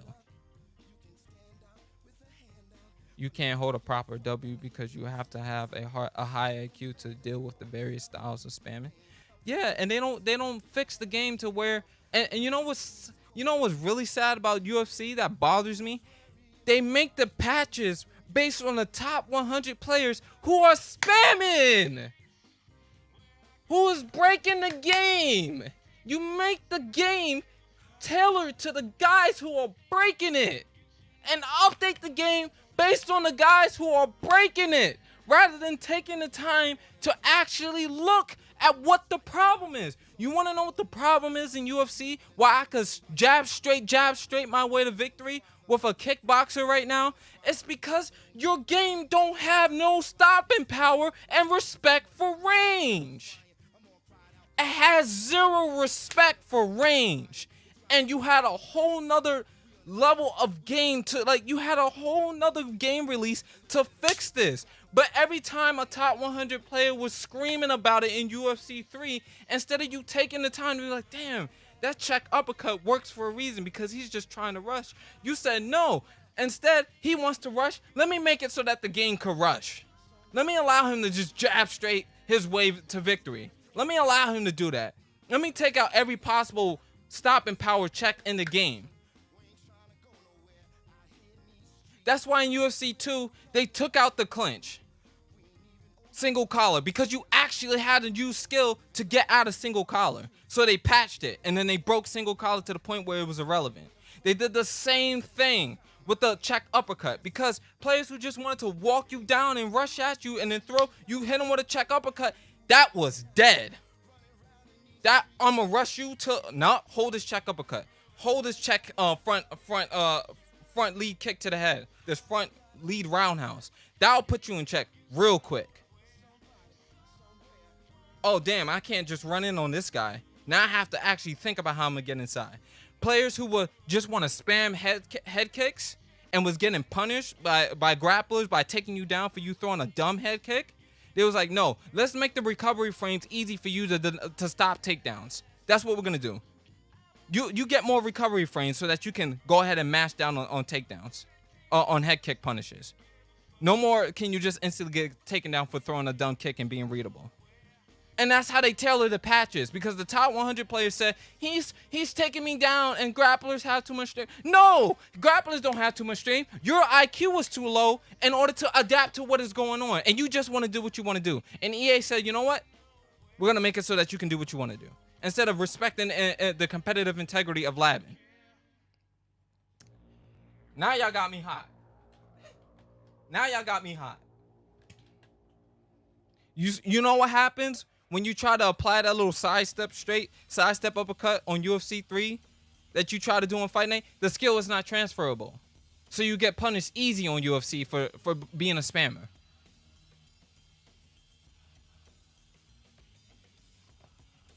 Let me get into these matches, man. I'll sit here all day preaching about this. I wish I was big on YouTube. I wish I had 100,000 subs. So when EA looks at this video and it came up, they'd be like, oh, this guy really is really passionate about combat sport video games. He's really passionate and he understands competitive integrity. Maybe his voice should be the one that we're listening to. That's why I asked y'all to hit the like button, so that maybe one day I could have a voice where I'm not just sitting here with one follow or one retweet or one tweet on Twitter, so that when I tweet at EA or I make a video, EA might actually watch it and see it and be like, oh, so this is the way the game really should be for people who have competitive integrity and want to be actually good at the game. That's why I got on YouTube to begin with, because I'm tired of playing combat sport games and watching the fuckery that goes on. This is why I grind every day. This is why I've been streaming every single day for the last 2 weeks. This is why I try to put out a video every other day, or try to put out a video every day along with a stream, because I want to make sure that sim players and players who actually play the game with skill could one day have a voice in the community that we don't have.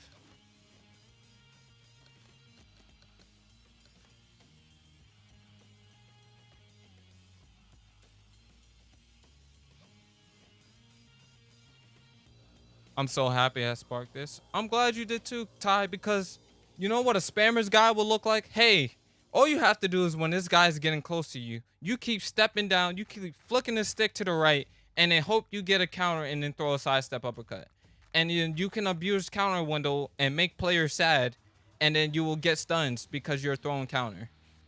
Also, hey, this guy's getting close to you. You pick a 88-inch reach, and you write all this down. 88-inch reach. You go max height. You max your power straight out, and anytime he gets close to you, you throw 2 power straights, or you time a power straight, and you be good player.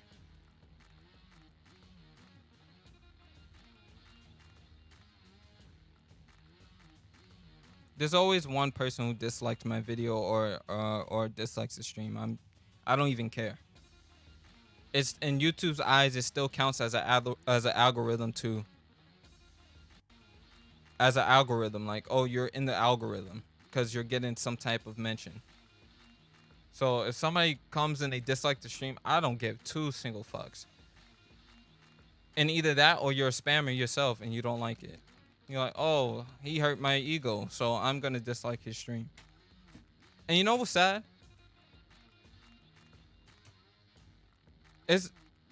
You know what's sad about it?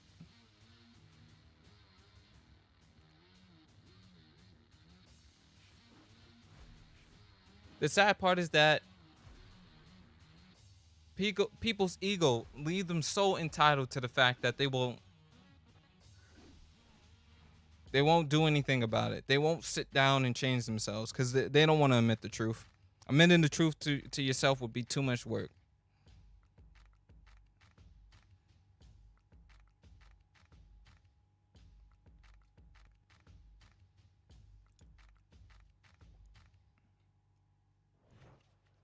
Good evening, everybody. Joe Tessitore alongside Teddy Atlas, and welcome to the Royal London Theatre here in London, England, for tonight's main event. 10 rounds among heavyweights. We are looking forward to this. You know, guys, a lot of people keep saying they want a new fight night, but I don't want a new fight night until the community's mind changes on what competitive should look like. Now they get to do it for real.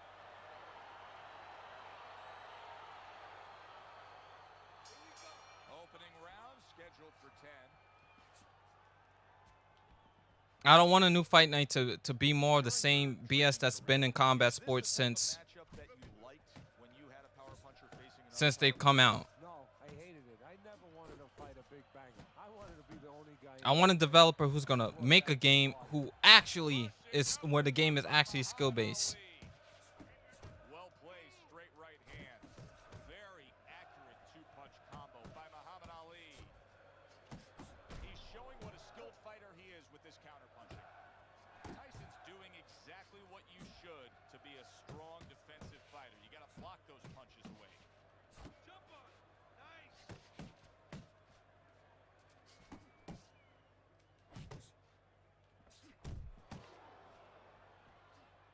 Showing you some defense there with the block. And coming upon the halfway mark of this 3-minute round, a snapping combination by Mike Tyson. That is a classic Tyson uppercut.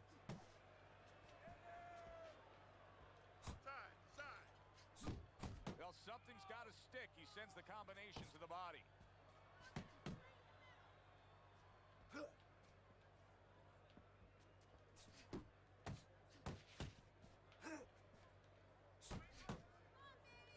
Up top with the right hand. He's targeting downstairs time and time again. So many times you hear of an early round where they're just feeling each other out. No way. Not these guys. Straight to action. Well, if they can keep this up, they're both going to have headaches, but we're going to have a special one on our hands. Unload. Watch the hook. An accurate left by Mike Tyson. And that's the end of round 1. Tyson's putting on a display of accuracy. He uses Mike Tyson, a beast, correct gameplay. Yeah, thank you, Sammy. I try to. I got more. I love when people get that passion. Shout out to Monster Energy drinks for igniting the passion. Along with Ty. On the outside. Keep it up. Carry it away and you catch him. You got that? It's gonna happen. You're gonna catch him.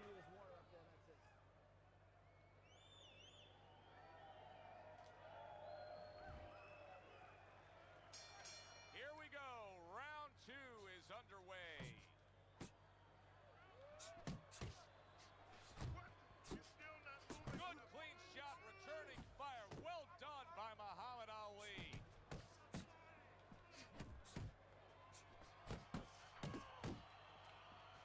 Iron Mike with a big uppercut. There's no need to be on the inside. Use your feet. Takes one, gives one. The right hand scores well. Gets rid of that body shot. Ali with a right hand. He clearly came in with a strategy here tonight, Teddy, and so many times it's, hey, I'm going to bang that drum. Yeah, he is banging that drum. That drum happens to be the body. And he figures that he's going to try to move on him, so start doing it early on, and later on, he's going to have a guy in front of him. Reaching the halfway mark of this round. Hey, you got some of that too. Let's go. Nice work with the combination by Muhammad Ali.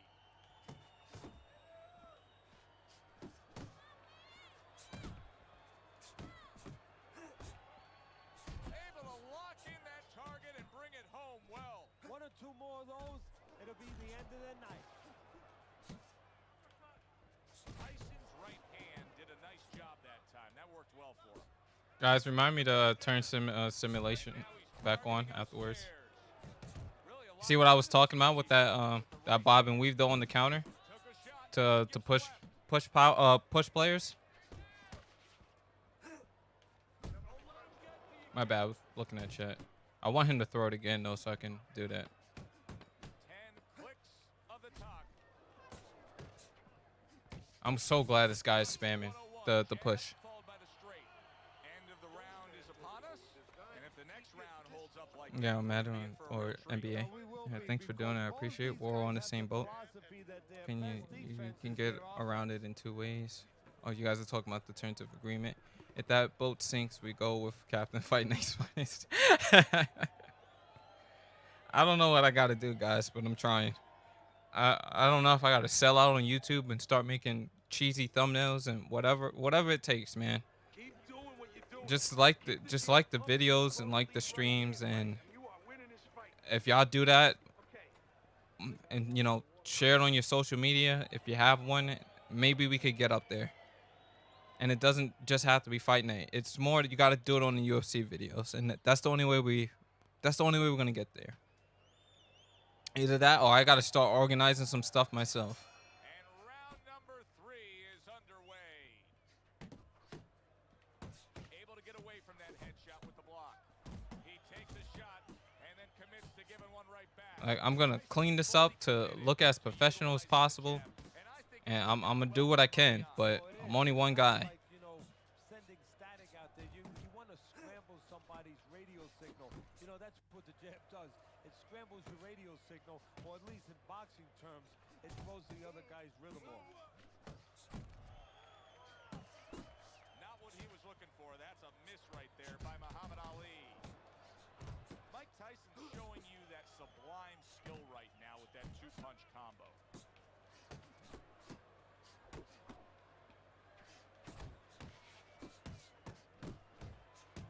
Muhammad Ali's tagged by that powerful hook. Hey, if you can throw them all, you may just land them all, and he does with that four-punch combination. Okay, let's use the defense. And he returns on that exchange. Really wanted that uppercut, but just couldn't get it. Now you're seeing stamina right here. How can they possibly keep up this pace? Minutes ago in this round, and they have been all out. I know how I feel, Joe, myself. I mean, I feel like I've been on a roller coaster, except I'm not sitting, I'm standing. That is boxing 101. A nice, crisp combination by Muhammad Ali. Able to cover up along the belt line, blocks that one. And a nice combo by Muhammad Ali. Muhammad Ali's right hand scores well.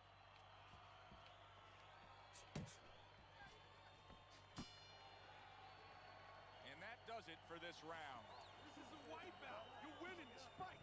Just keep I was playing Fight Night for PS3 the correct way, but I got tired of spammers, so I box and spam better than them, and my defense is great. Sandrock 75. Hey, do what you gotta do, man. Tekken kind of does it culturally because people see Evo in tournaments and videos on how to play it, and no spammer will ever make it to the top. Yeah, because everything in Tekken and fighting games is counterable. It's not counterable in Fight Night. You can't counter spam with skill. I think that's the only way you can have it right now, although I've thought that before, and the judges see it a different way, but he's been aggressive. Because outside fighting is too strong. And that's what fighters do. Punching strength and the defensive system is too breakable.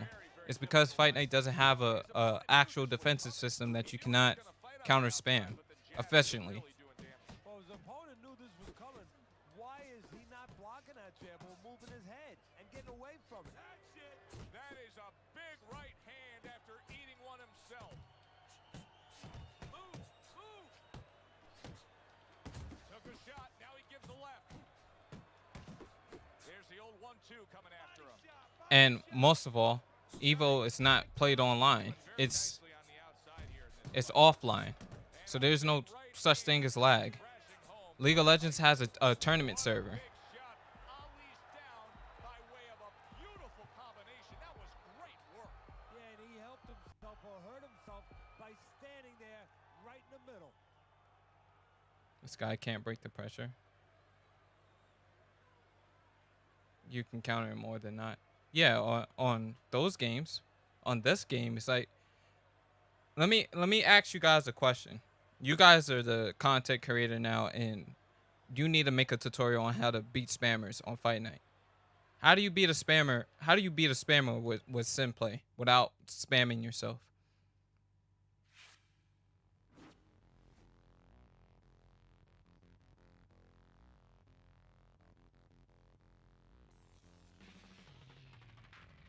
most real fighters are calculated and slow paced, but in UFC and Fight Night Champion, almost every fight is scrappy and unrealistic, and either EA wonders why gamers with actual skill complain.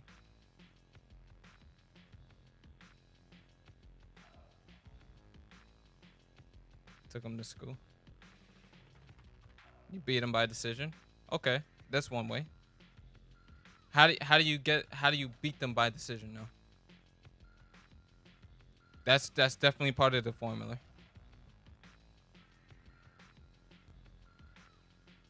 Counter and defense, know your punches. Okay.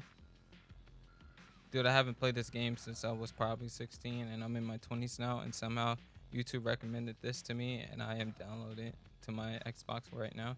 You are solid, my man. Thanks, Noah. Damn. I hope I got a new sub if that's the case. I hope you stick around. I'd love to see you in chat more. Ask them how their day is. That's definitely one of the ways to do it. You kill them with kindness. Take the outside and make them chase down and make them play. Yeah, Tyvo. Now we get in it. But what do you do when you make a mistake? Let's say you make a mistake. You can send a video. Send me the video. I'm down to watch it. I mean a legit spammer, not a guy who's just spamming to spam. I mean like a guy who's calculating his spamming. I learned from you, bro. I try to send box by using the jab, but still get robbed of 1 or 2 rounds a day. See, so y'all do be paying attention. Y'all pay attention when y'all want to. I respect it. Timing and counters. If you play Fight Night on Xbox later, I'll be down to play. Yeah, for sure, D-Gamer. I don't think I'm swapping console right now, though.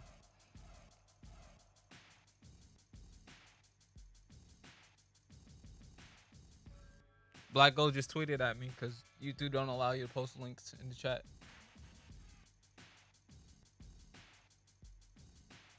My record's slowly getting better. See, when you apply the principles, that's what I love to hear, man. Like, I'm slowly improving. I'm slowly getting better. I'm seeing the things you're talking about. I'm understanding, and I'm countering efficiently. Sometimes it's really hard, though, man. Sometimes that spammer still is able to get through your guard, and he takes the outside from you, and your ego kicks in, and then you're like, damn, how do I get this back? So it's not always easy. But it's really hard to make skills pay the bills. But the number one thing is patience. That's the number one key. Definitely patience. Patience and really knowing the game in and out. By the way, guys, if you haven't liked the stream, please. Bro, you ain't gotta hype it up too much. Bro, I'm like 51 and 49 now. Hey, let me tell you something. You know Hakeem for the stream? He was that same record, 51 and 49. He's now 650 wins and like 50 losses. So you can get exactly to where Hakeem is.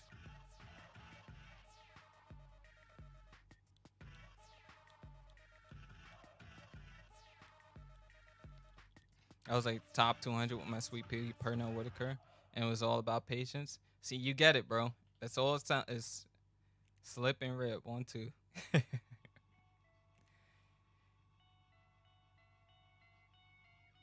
And will change his approach when he notices you can adjust. Most spammers, let me tell y'all something about most spammers. Most spammers cannot adjust because when you take the outside from them, they can't come forward. Now, the ones who can come forward and still spam, now you got a problem on your hands.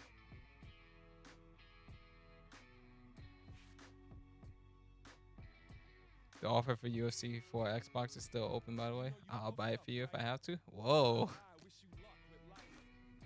I wouldn't feel right taking it from you. But yeah, I definitely need to practice on UFC 4 more. I've been doing pretty well with the matches I've had with 592. I'm gonna tweet it. Gotta go through the vids. Give me about 5 minutes. All right. It's gonna be really hard to find a match, I'm assuming, on PlayStation right now. In the meantime.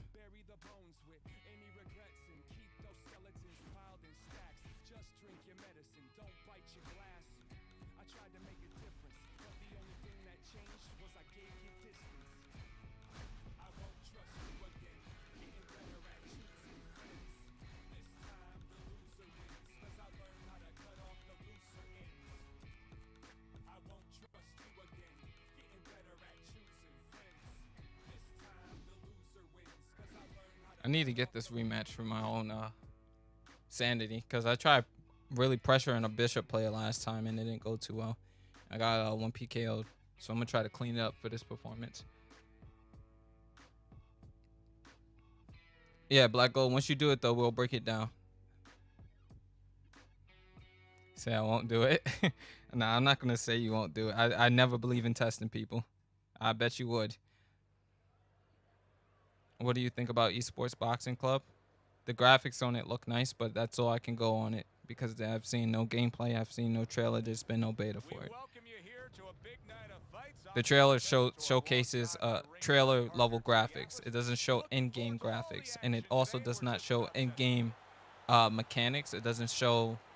There's nothing tangible to go off of. It looks nice. It's a hype trailer, but you can't judge a game when you don't see its mechanics.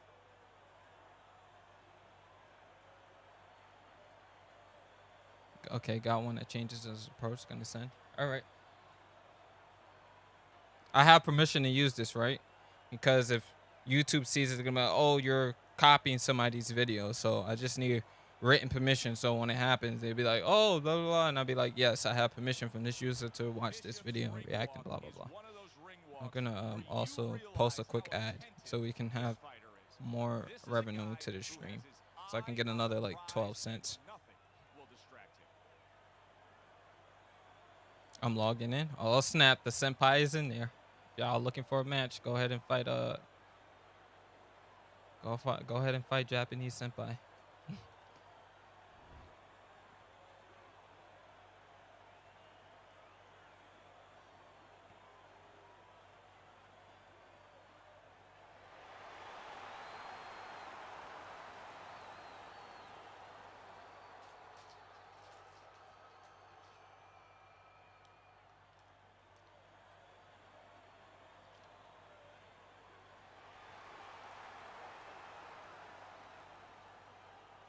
We went over the rules in the dressing room. Let's have a good, clean fight. Touch them up.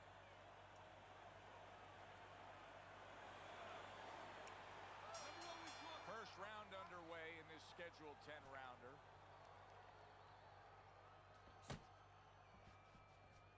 Tyson's opponent here is not known for being a guy that can really go deep into fights. Doesn't have a lot of stamina. So he's already shown that he has intent to be an outside fighter. How did we know this? He stepped back first. That is the first thing he did. So it's about who lands the first shot. If I can land the first shot, I formulate my game plan to take him out of his element. Okay. He lands a counter, which is fine. He lands another body counter. That's good. It's all about who lands that first headshot. Okay. Hits him in the mug with the right. Mike Tyson's got a cut. It looks like it's below the eye on the cheek, but it's something that needs to be monitored. I'm going to keep pressuring him. Keep pressuring him. Halfway through this round here. Good return fire that time. Nice combo by Mike Tyson. All right, so we know who got the outside now. Now let's see if he has an inside game. Okay, no problem there. Oh, I see what you're doing. You're trying to slip those little... Okay. I see what he's trying to do. He's also trying to take away stamina recovery, so... Remember what I said about uppercuts being key? You can beat this guy very easily by making his stamina worse than yours. Okay. So right from the start in this fight, he's committed to the body shots. Well, that's the time to go there right at the beginning because body Uppercuts on the inside and body work of your own. No sense in wasting time. Get right to it. That's a good left hand by Andre Bishop. Here's what's so what you like Ooh. about Andre Okay. Bishop, the ability to I like it. and attack. And this round comes to an How do you edit real fighters on Fight Night so that they can have custom gear? Edit boxer and then change the gear. And it's up to the fighter now, Joe, for his attitude not to change. You know, we can look at it and we can say, wow, that cut looks worse. The fans can look at it and say that. But All right, take the outside from him now. The same attitude, as though he doesn't You're not getting chased, buddy. You haven't earned it. And now it's about patience. What up, Lob Threat? Welcome back to the stream. Nice work, the left hand to the head. Now we control range from the outside with our jab. He's southpaw, so we also want to mostly look for right hands. Tyson's on the receiving end of those two good hooks to the body. Nice work with the overhand right. And you see how he's trying to utilize that push to get free offense off? So good defense. Tuck up good defensively and look to score with that jab. Took a shot, now he gives a left. Because while he's pushing, which is fine, Halfway through this round. it also leaves him open to be punched. Because while he's pushing, he cannot defend himself technically. Where's it come from? Well, it comes from everywhere. I mean, he wants to make Nice little right hand there, and we're back on the outside. everything into Now, with him doing all this punching that he's doing, and his fighter not having good stamina, what does that tell us for long-term game plan? Mike Tyson digs deep. He will not have good stamina management, and he is very vulnerable to being knocked out in the later rounds of the fight. Because his game plan is tailored to being Just back to basics with the 1-2. Boom, boom. to gaining advantages early or making it a mud fight later, and we're not going to do that. Every shot that he lands right now is irrelevant because of the power advantage that Tyson has. Nicely timed one. And now we just pick our shots. In and out movement to bait him. Back at him. Got a good counter off there, but that's okay.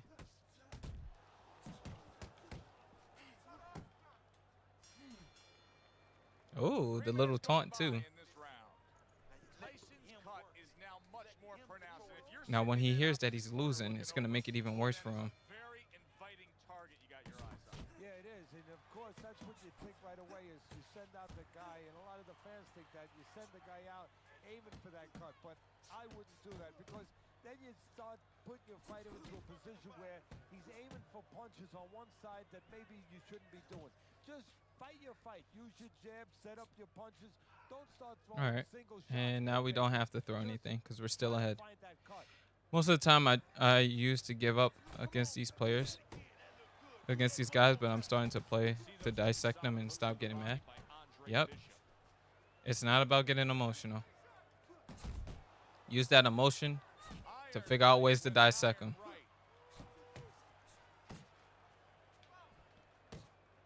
Because if you notice anything, why would a person taunt you in a game online? It's to get you in their to get you in your emotions, or they are naturally a person who gets in their own emotions.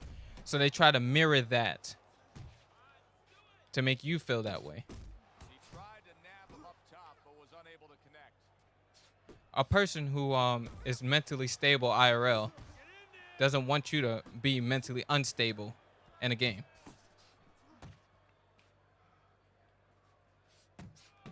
Good headshot by Andre Bishop. That's a damaging blow. You're still playing an online player, so human psychology definitely applies, you know? This is really solid defense by Mike Tyson. You see how he has his arms up in that peekaboo position, but by doing so, he's not allowing any of his opponent's punches to get in. Takes one to give one. He comes back with a right hand. Tyson's so dangerous with that accuracy. A two-punch combination landing. Big He's left about to hand go from down. Mike.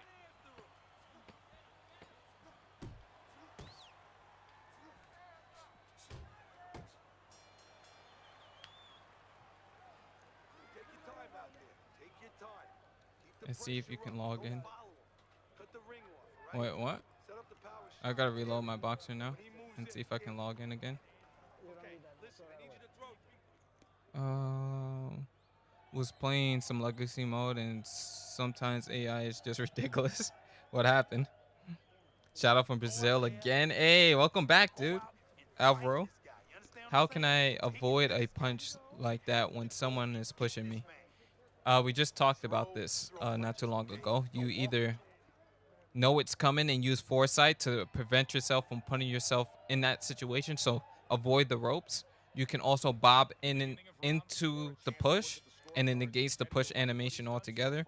Or you try to outscore them, and you do that by But on the inside, throwing back or sidestepping when you know that punch is gonna come. So if it's a push into a power straight, you sidestep after the push, so you can dodge the power straight. Throwing the power punches, Teddy. But now this is when the real psychology, how you break these guys down, starts to come into play. Now he sees that he's losing, right? From now on, what you do is you watch the intermission in between rounds. Him hearing that he's losing is going to develop a sense of urgency. Him seeing that he's losing on the cards, plus you staying patient on the outside, and him hearing that he's losing in between rounds is going to just end up frustrating him. You know what you also can start doing to really disrupt a player like this? If you really have his timing down well, which I do, I'm going to show you guys what to do. He's trying to push, right? Let him walk into that. Let him walk. Let him get close. Let him get close. Keep throwing it. Keep throwing it. Yep. Then you clinch his dumbass. Now that he's getting clinched, what did I tell you? Now that he's getting clinched, there you go. There you have it. There you have it. He's mentally unstable. He's taunting. He's doing everything he's doing because IRL, he is a mentally unstable person. Therefore, you doing anything that's going to drag the fight out is going to make him not want to play the game. I've talked about this in a video before. Psychology on this game is more important than what you can actually do with the sticks. Understand the player you're dealing with. Always understand the player you're dealing with. What was the first thing? This is how we broke him down. The first thing we did, we identified what he wanted to do. He wanted to be an outside fighter. We took the outside away from him. Then what did we do after we took the outside away from him? We beat him on the inside while going forward. That made him even more frustrated. In between rounds, we let him hear that he was losing, which made him more frustrated. And then afterwards, when he started to break down psychologically, we started making the fight, make him realize we're going 10. So you're going to sit here, you're going to hold this clinch the entire time. You're also going to hold the fact that you're not going to have any stamina, and I'm also not going to play into your game. So what is your adjustment? His adjustment is, I'm not going to adjust. I'm going to leave the match and I'm going to quit.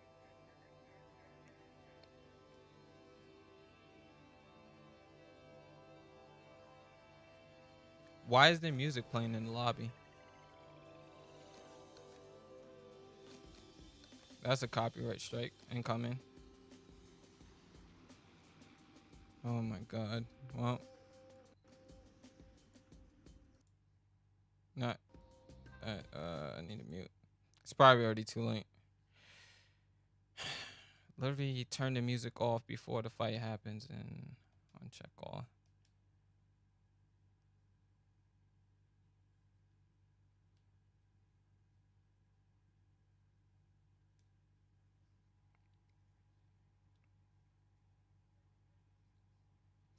Demonetized, boys.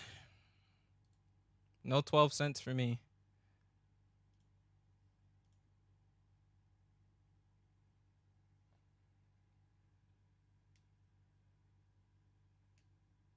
Did any of my settings save? In-game music volume is literally turned down.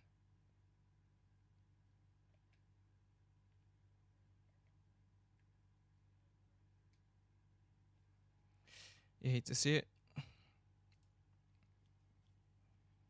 All right, we've been practicing softball. How's that going, Isaiah Torres? Have you made any improvement? Who's gonna win, Wyatt or Povetkin? Probably Povetkin. That's if he doesn't get caught for steroids or something before it happens. Oh, it's just a clip. I thought it was like a full video. I was looking for a full video to break down. That's okay though.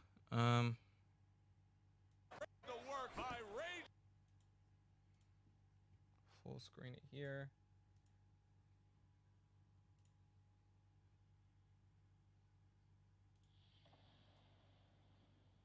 Let's go to display capture here.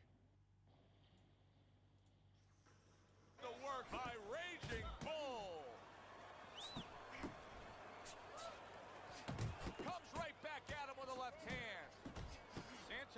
putting forth that hard work he did in training camp there, landing a crisp combination.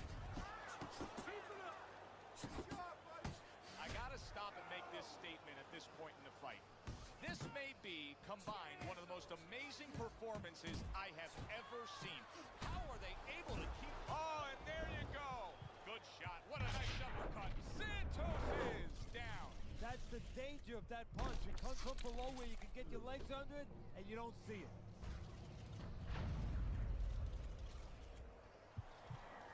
See, this is not what I meant by dealing with a good spammer. He's just throwing body jab spam is literally the easiest thing to counter.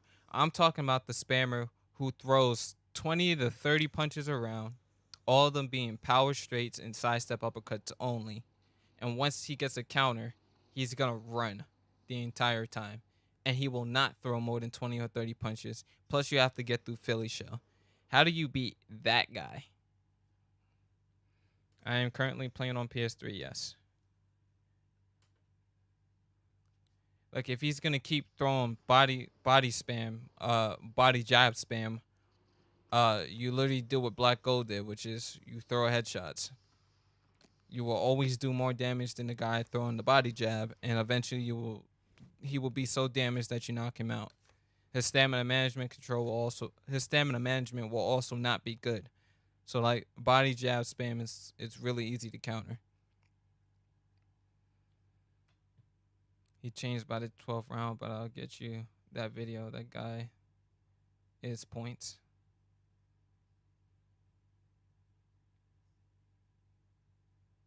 My game plan against that spam is just to rip the body, and then when they get tired, throw a power modify punch to the head and KO them after a few knockdowns. The danger with that, though, why I don't do it, is because those body jabs can also make your power shots inaccurate. So, and because he's jabbing in the body at the same time, you're gonna be losing a lot of stamina.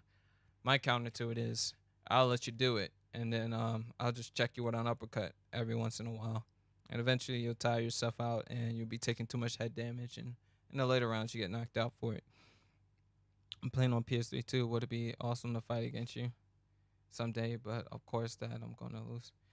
We could fight right now. Just shoot me a game invite. Or I'll wait in this lobby here. I'll show you how to get there if you don't know how to. Go to lobbies. You scroll over to lounges, and then go to Agent Pacific, and we can play. Just write your PSN in the chat so I'm not playing the wrong player, because people like to come in here and just randomly pop out or try to stream snipe. So yeah, do that and we can get it in right now. I'm kind of scared of learning Southpaw, going back to Orthodox and forgetting Southpaw. Once you master something, you won't forget it.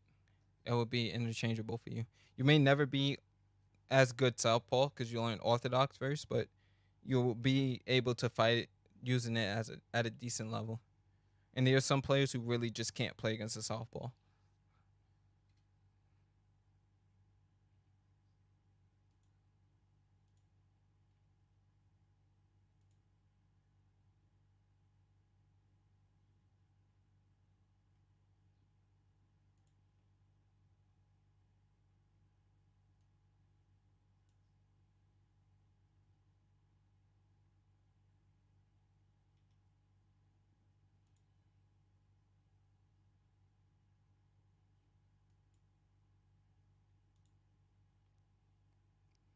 How long should you wait for your first amateur fight when starting boxing? Probably 6 months. So most people have their first amateur fight. You need at least 3 months to build up a decent body, but even then, it should be like a year, to be honest, or 8 months, because you need about 6 good months in the gym to change your physique. And if you're in a good boxing gym, they're gonna teach you defense first, and they're not gonna let you spar or even do like anything remotely to sparring until after you build up a good base. So they're gonna have you doing jump rope. You're gonna be jumping rope for about 4 rounds, which is 12 minutes. You're gonna learn how to shadow box. You're gonna maybe do some mitt work and learning how to hit a heavy bag. and learning how to use a speed bag, and then you're gonna be doing push-ups, and you're gonna be doing up sit-ups, and stuff like that until you get a decent physique, and then they're gonna teach you the basics. Then you learn defense. You learn how to position your hands correctly. You learn how to throw a punch correctly. Then you have to get used to holding your hands up and holding them in position. Because keeping your hands up is very hard at first. If you're, even if your arms are nicely developed, you have to get used to keeping your hands home. And then we have to get you establishing good habits, how to throw a jab correctly, how to move, like a jab and keep your feet aligned while you're jabbing. It's a whole process. So until you learn those things, it's not just gonna be. Usually, it may be like a year or 6 months or 8 months, and then they may put you in an amateur fight once they see that you can handle yourself in sparring.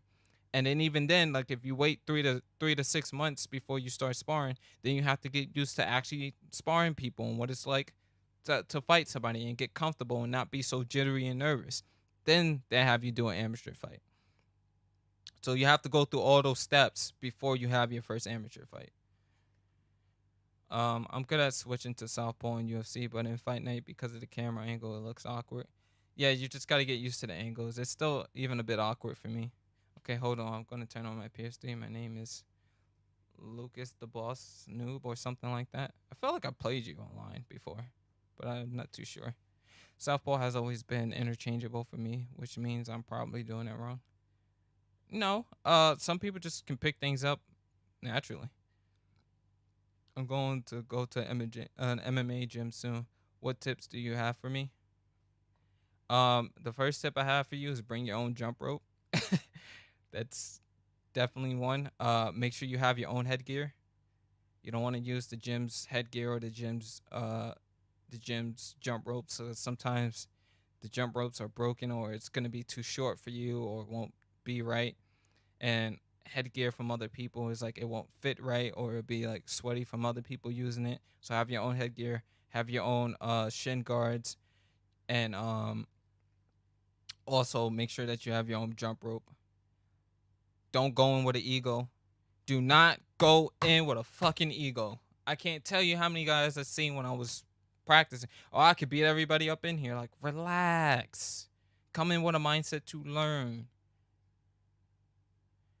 When you're sparring, don't throw every punch super hard. Like, learn, be light.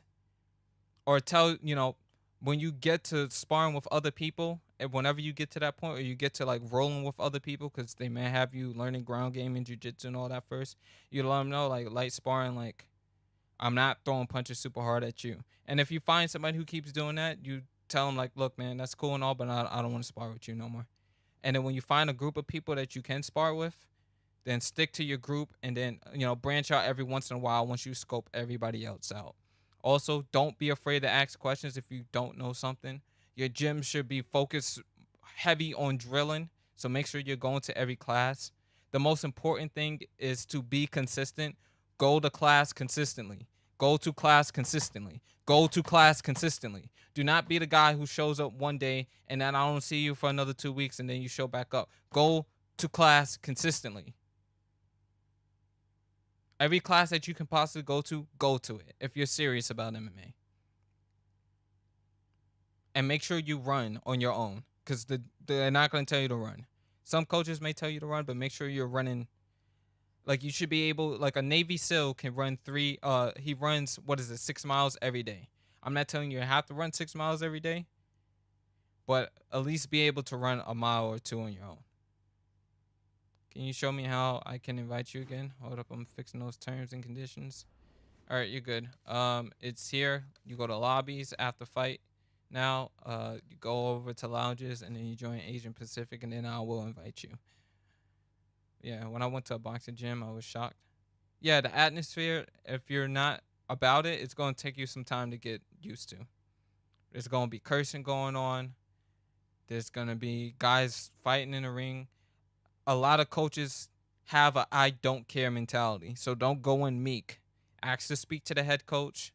Speak to the head coach, and then ask him what time. If you can't speak to the head coach on that day, drop your name and then say when would I be able to speak to the head coach or whoever's there. Make sure that you are talking to somebody who's not just a guy who's there. Talk to the people in charge. This way you can get on a program. You're gonna have to pay a gym fee when you first go in. So your first day, your first month, it's like it's like when you go to any other gym, right? You're gonna have to pay basically an admissions fee. So like for my gym, it was $100, and it'll be like $75 for the first month when I was going, or $50 for the first month. It depends on your gym. So some people would just be like your first month is covered in your admissions fee. Some people is you have to pay your $100 and then whatever for your first month. And that doesn't not everybody's gonna be like, oh, we just hook you up with trainer automatically. So be prepared to go in there and have to work on things yourself. Follow the basic protocol, because nobody's just gonna teach you. They don't do that in gyms. You're gonna have to find a trainer while you're in there, and then that's gonna cost you money for private lessons. So if you're serious about boxing, some guys will work with you, some guys won't. But don't go in there intimidated. And don't be afraid to ask questions, because most guys who go into a boxing gym, they don't stay around long. So you have to show you're consistent, and then they'll take you seriously. But at the same time, a lot of people with kind hearts. Yeah, nobody's just going to be like shun you for you're a loser. But people in boxing gyms don't want to waste their time. Right now, I'm 11 and I weigh about 91 pounds. In what class am I going to compete in? That's going to be based on your age group usually. It's not going to be like a weight class type of thing. Let your coaches and all that type of stuff sort out. What you need to be focused on right now is not so much everything else that's not important. Talk to your parents and, make sure that they're going to support this for you. And then usually your parents are going to be the one who figures out all the details for you. But things to avoid in a boxing gym is if you have a coach who's not really paying you no mind, or like the environment is toxic, do not stay there. Guys who's just trying to get you to just spar immediately with no program, that's not a good place to train. Really, you need to be in a kids class, like, to be 100% honest with you, if your parents can't afford like an actual trainer.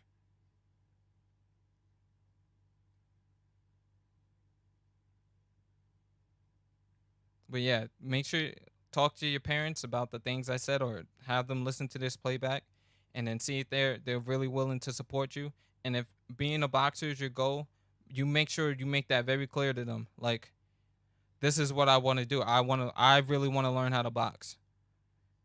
And if I got to do extra chores around the house to have you support me on this, I will do it.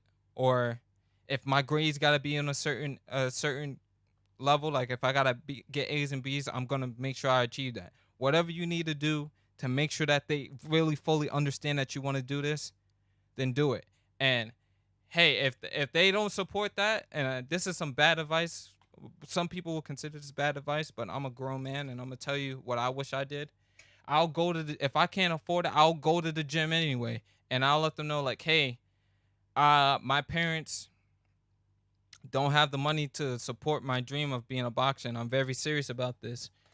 Is maybe can I clean mats to pay for me learning how to be in the gym, or can I mop the floor up? Can I clean the ring out?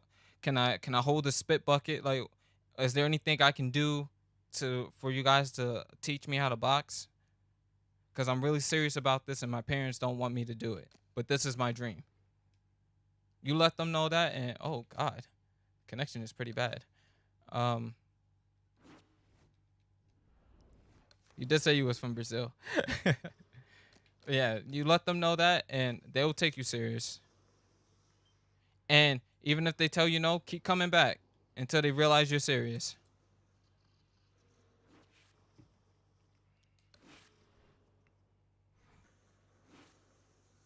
You serious? I ain't being no one's bucket boy. Hey, Zoot Town, if you're broke as fuck and you don't got no way to pay your fees, you better hold somebody's spit bucket. He's an 11-year-old kid, and you pick up corner experience by that way. Don't have such an ego that you not willing to clean a bathroom or something to in order for you to get a education. Are you serious? What kind of ego do you have that you too good to perform a corner man's job? Check your ego first, cause that's what you gotta do to make your way. Sometimes you gotta make sacrifices. If you gotta go around and mop up sweat or hold towels for people, that's what you gotta do. There is no shame in that. Absolutely no shame. I've been talking to my parents for a long time about competing as a mixed martial artist, and at first they weren't sure about it, but now they said that they're okay with it. Life facts, small things lead to big things or even greater things. Yeah, be willing to learn and be humble. You will go a very long way in life by just being humble and by asking questions. Good evening, I'm Joe Tessitore alongside Teddy Atlas. So, D Gamer, you're young. You're young at 11 years old. And I remember I used to hate being told that when I was a kid. Like, oh, you're young, blah, blah, blah. Like, no, it's a compliment. You're young, and you're going to have a lot of time to get good. So be consistent. Don't let nobody knock you off your square. And by that, I mean don't let nobody manipulate you into trying to do something else. If this is what you want to do, go after it with everything you got and manage everything else in between the best way you know how. Don't be afraid to fail. Don't be afraid to make mistakes. But if you're serious about this, I don't care if you gotta, when you wake up in the morning and you gotta ask your parents to get you to the gym or you gotta walk to the gym, go do what you gotta do, man. That's all I can tell you. Do not and take it from me, from somebody who wants to really box professionally. I wish I had that drive, or I wish I had that advice, because I would have took it and I would have ran with it.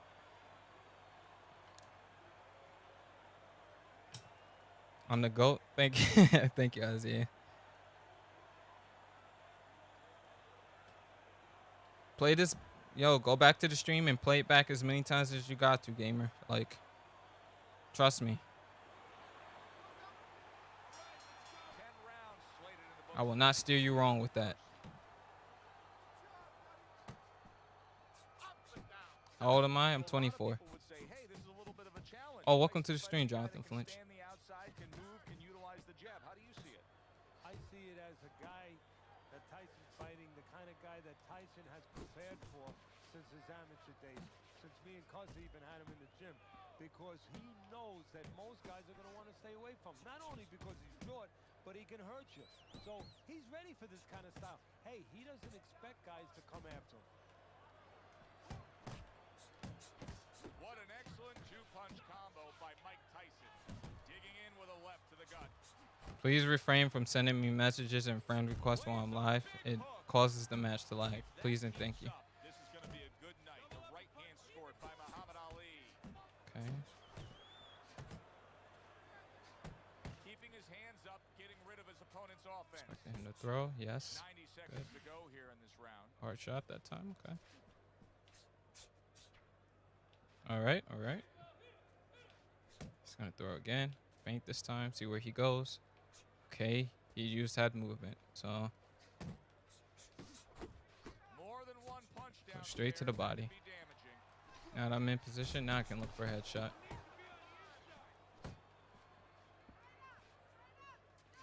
Jab. Counter. Yep. See where he goes. See where he goes. Staying tight. Combination punching is working well here. He took a shot, but he gives one of his own. A left hand scores. Red hot action to open up this fight. Both men throwing, both men landing. It's been a long time since I've seen something like this. I think it was in a film library. Watchman, Hammer and Hank, the great Henry Armstrong, never took a step backwards, kept going forward. Mike Tyson's combination punching is just perfect. Sean Porter fought it. Sean Porter's. Yeah. Jesus. I need water. Good example of how to be efficient with what you're doing. Yeah, it's a good example of how, as you say, Joe, he doesn't waste anything. You know, he wants to make everything count, but Sean Porter is fighting tomorrow night. I know you're a fan. Yeah, I'll be there to watch it for sure.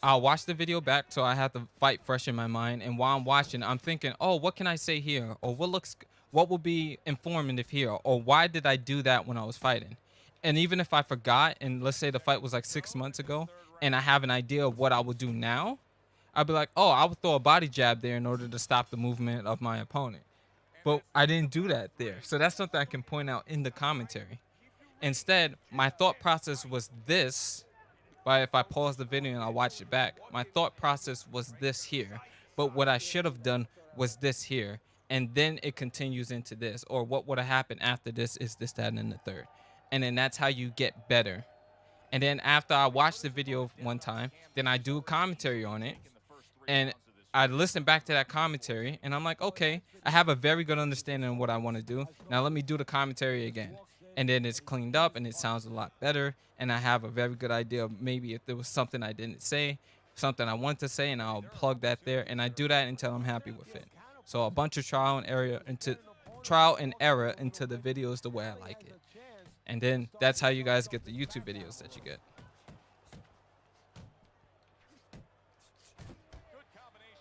Same thing with writing, you know. You're writing a book or whatever, and you got a sentence in your head, and this doesn't really flow right. Let me go ahead and repeat it. Okay, let me rewrite this sentence, or let me rewrite a bunch of sentences and take this in this direction, and then see how that flows. Okay, I don't like that. Then I'll put this on a different draft. And the next thing you know, if you do that for an hour consistently every day, you got a book. Halfway through round number 4. Now his opponent got away from that uppercut.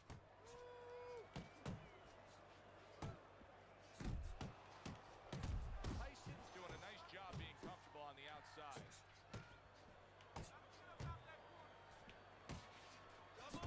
I am on PS3.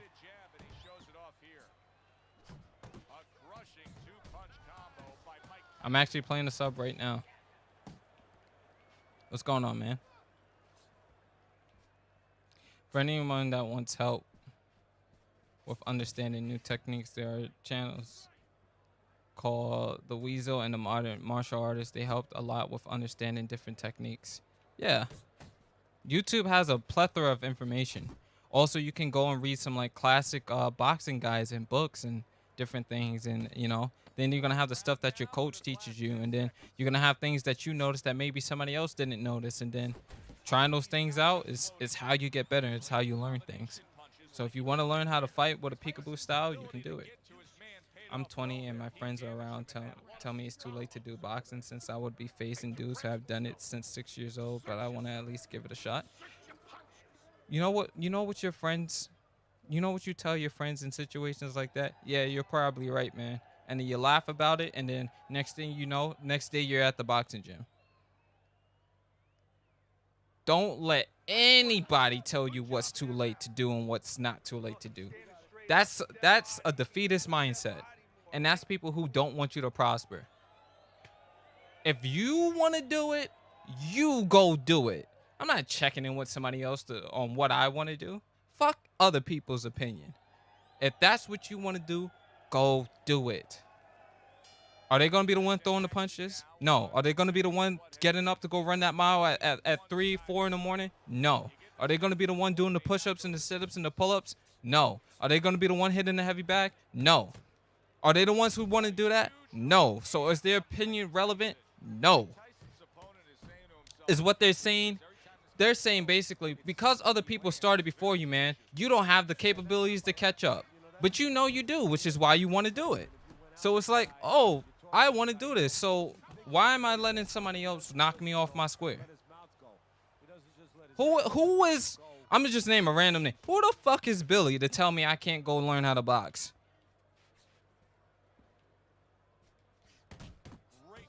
Has Billy boxed? No. Billy's saying what he's heard other people say, and he's regurgitating it. But he has not gone and boxed.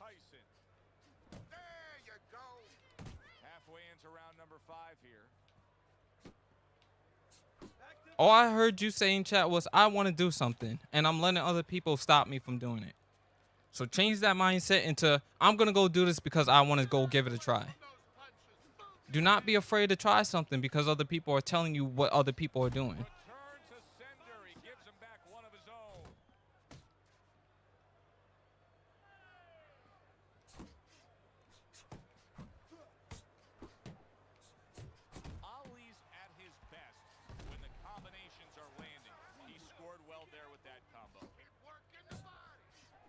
you could see what he wanted to do there, but unable to land that body shot.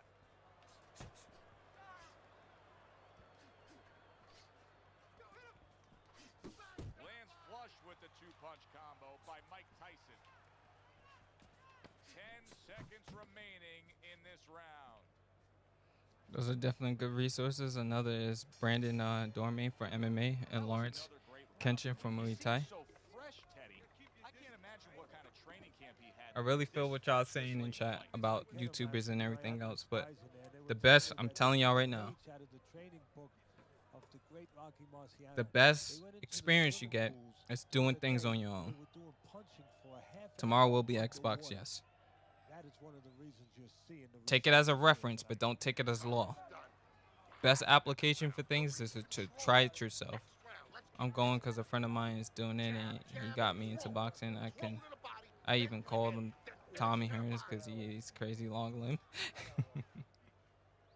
Thank you both for been watching those channels for a long time and boosted my fight IQ going into MA. Thank you both. I'm gonna check those channels out. By the way, the martial artist is for boxing and the Weasel is for MMA. Oh, there you have it, guys. Mike Tyson's doing well here with that two-punch combination. Good combination punching out of him here. I don't know who's winning. I feel like I just looked up and we're in the 6th round.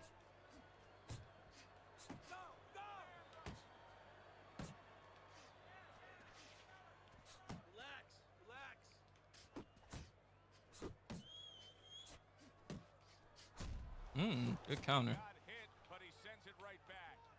Oh, keep your distance. Oh, and he's got something for him himself, and it's a left hand. Finish with the hook. Solid right by Mike Tyson. Tyson's doing well, sticking to a game plan on the outside. A snapping hook by Muhammad Ali. Halfway through round 6.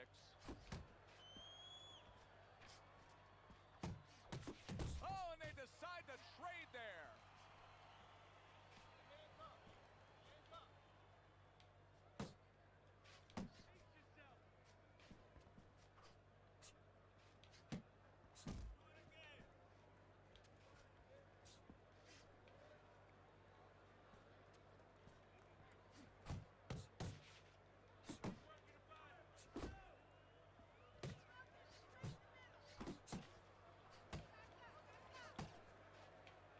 That's a huge left hand from Muhammad Ali.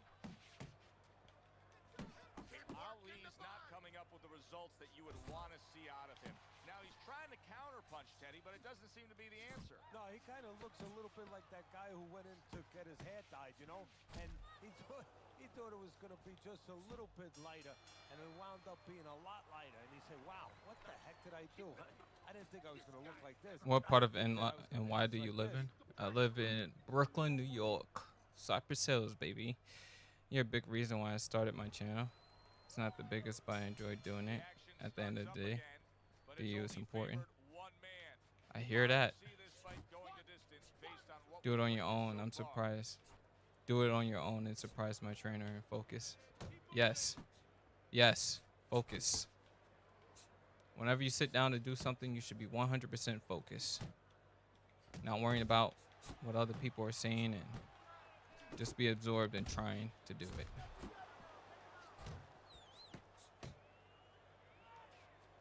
Comes right back with some offense of his own. And you see what he can do when he sends that right to the head.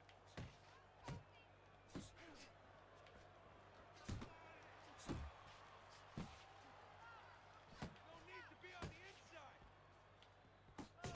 Ali's landed a good, solid combination. There's a straight right hand.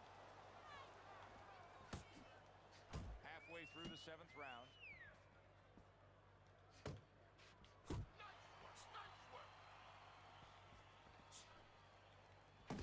Oh, a nice two-punch combo by Mike Tyson.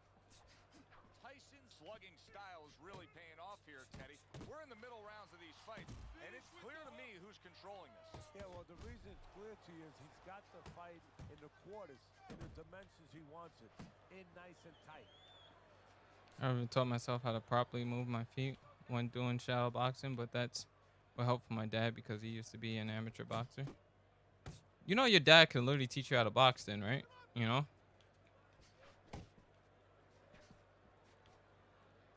Picking your shots nicely. Thank you, Gamer19.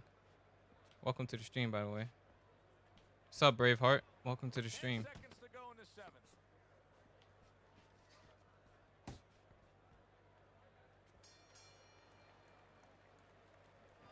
Nice work on the outside. Keep it up.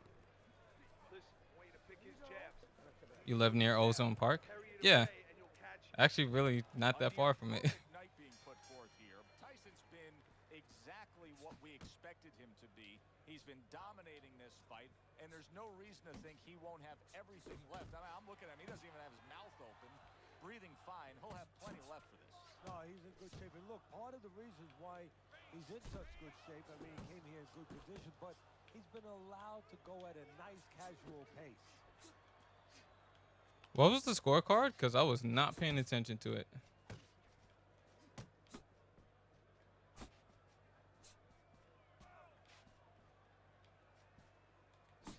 There he goes with the right hand again. Centerville? No, I haven't. What's up, dude? What's good, cowboy kick door? I don't know why I thought your name was gonna say cowboy kickboxer. Mike Tyson's got that catch me if you can kind of attitude. He's almost daring his opponent at this point to try to land a headshot, but his movement's been so good. His defense is just supreme. Yeah, it is. He's moving from the waist. He's slipping the straight shots. He's weaving the hooks. He's doing a real magical job in there. 5-0 for But you. his opponent is making no adjustments at all. Able to land So the like jab. 7-0 then. Okay. Oh, he just misses with that headshot. Here's one for you now, he says. Right back with the left hand. Oof, I messed up there.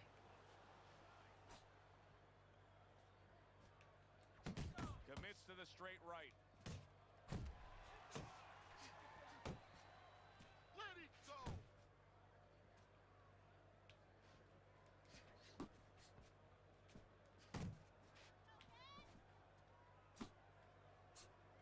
Off to the side. A little swing and a miss going on. Mistimed the uppercut there. Just 10 seconds to go in this round. Now he's putting his punches together. The Rax, what's good, bro? By the way, King We Boxing, welcome to the stream. And he's doing it the way that judges like for it to be done. That's funny. I'm actually gonna change my gamer tag to that now. Making their job a little easier. Then to the head, then finish. That's actually a pretty cool. Either way, it's a cool name though. Yes, I've heard of Howard Beach. My dad has taught me a lot, but he only had 8 fights or so over about 2 years. He's taken me as far as he could take me. I feel you. So tempted to get an Xbox One for this, but I feel they'll make You get the sense this for the new consoles on PS5. I don't know about that because they haven't done it already. So I got an Xbox One and I've been thoroughly enjoying it. Tyson's jab on the outside. That has really been the difference maker here, hasn't it, Teddy? Yes, it has. But the most important thing is, you know, everybody says, hey, just use your jab. You control the outside. Hey, jab's a great weapon, but it can be very dangerous. You throw it from a little too close, you could get countered with that right hand. He's throwing it at the perfect distance, getting full extension on that punch.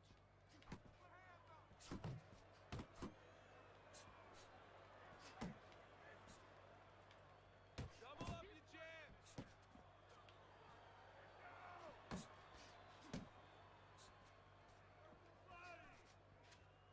That's it. That's it. 90 seconds into the 9th round.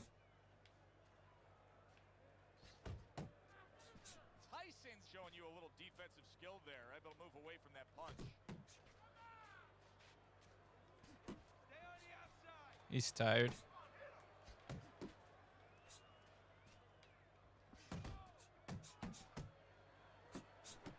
Good solid shots with the combo downstairs.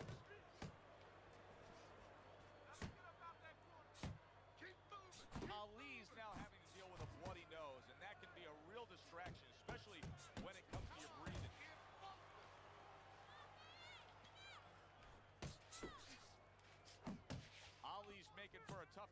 there. He gets away from that punch. Muhammad Ali's got to find an answer for this because his accuracy has been well off the mark. I like the fact he's willing to throw, but he needs to land more. Yeah, he needs to calm down and think more. And that's the end of round All right. 9. Happy Friday, gents. How are the fights? The fights have been very good tonight. How are you doing, Pizza Box? They can make so much money with a new fight night.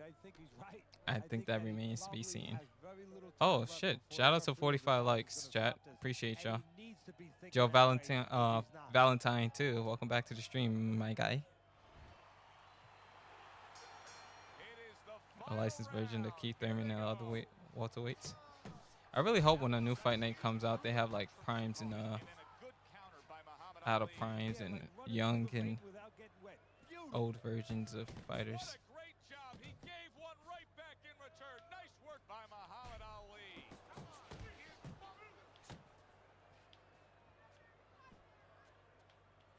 Ali's hit by a counter punch there.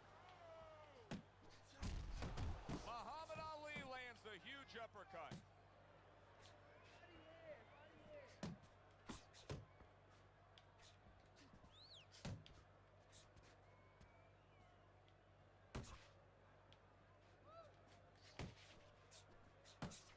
Is it Tyson or Mayweather fight?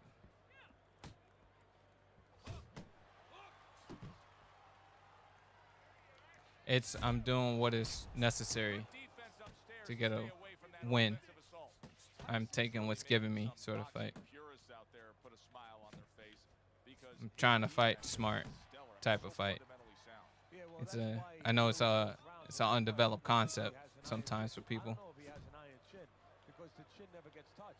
He's a guy that's always going rounds because his defense is so good. Hook off the jab. Let's see some more head movement.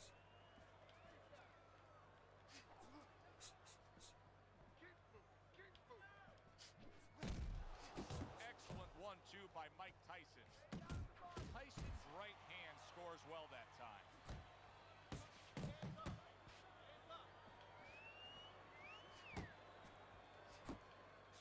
Took a shot, now he gives a left. 10 seconds to go in this, the final round.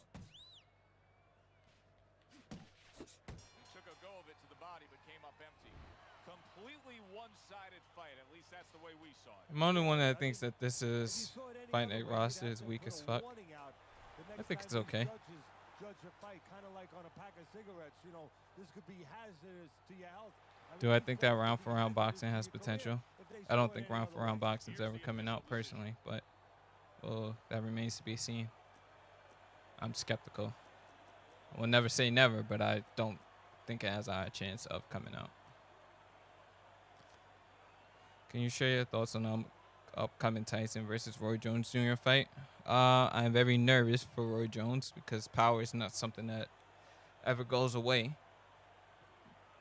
And Jones has a tendency for being chinny, so all it takes is just one shot. And I think, considering it's Jones and his reflexes are certainly not what it used to be, he can get caught at any time and it might be GG. So I'm going with the knockout potential over the actual boxing ability, since both fighters are past their prime. They're saying that round for round boxing is still in development. Yeah, they've been saying that for a very long time. You think Pacquiao will be another Roy Jones, Ali, where he will not know when to retire and get into too many wars? Pacquiao's still very, very good, as we saw in the Thurman fight. So boring is Tyson's fight. All right. So if you don't like smart technical fighting, this is probably not the channel for you. So I highly suggest you leave. There are other streamers and YouTubers that you can watch. You ever thought of talking to your subs mic to mic? I used to do that in the past, but sometimes you get trolls on stream. Or you get people who just like to shit talk you while you're playing and it's really nothing constructive. So I take the route of just playing and sticking to myself because the Fight Night community can be toxic, even though it's like sometimes the subs aren't. You never know who's just attempting to get their big break. I'm doing the quote fingers. Or when some people aren't mature enough to just have a regular fight and just enjoy themselves. It's not very many Fight Night players with that attitude of let's just play. It's more like I can't wait to showcase who I am to this guy and to everybody who's watching, and for whatever reason I have an ego.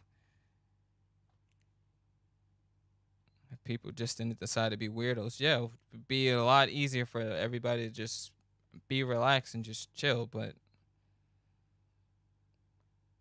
unfortunately, it being a combat sport game, somebody always has something to prove. Why let that ruin it for everyone, though? I would love to pick your brain. I try not to let it ruin it for everybody. It's more of one of those instances can be a very bad viewing experience to everybody. So avoiding that is best. I've had times where it could be just like I'm playing UFC on like Twitch or something, and somebody will sub and they'd be like, "Hey, I would love to get a match with you," and then he's just doing everything cheesy in the book. And sometimes it's like he's not an actual cheeser. It's just, or like he doesn't understand that he's being cheesy. Or sometimes people are just coming out to prove something. It's like, damn, I'm not even taking this too serious, And here's this guy like just doing the most.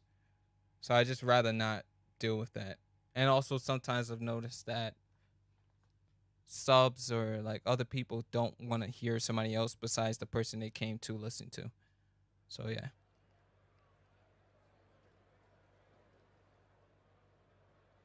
By the way, Alex Docksniper let me hear. Have you ever played them? I haven't played them yet, but we're trying to set up a time to play. So that ought to be really fun. For me, I play to have fun, but I want to be competitive because getting starts is quite embarrassing, especially when you're on stream. Yeah, there's also that angle too. Some people just can't watch the stream and be like, "Oh, this is a great fight." They're more like, "Huh, this guy is getting his ass beat," and you're talking to him at the same time, and then it becomes a whole instigation process, and it's just best to avoid that. Evander Holyfield's approaching the ring now, and this ring walk can tell you so much. Look at the focus on his face. This guy needs the ebook. I hope he's improving.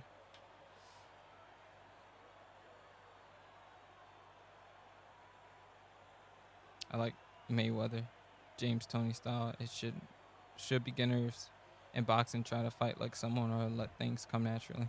You need to master the basics first. Follow what your coach is telling you. Mayweather and Tony can do what they do because they mastered the basics of boxing first. So it's okay to have somebody that you look up to, but basics are first, and then you try to apply other things once you master your basics.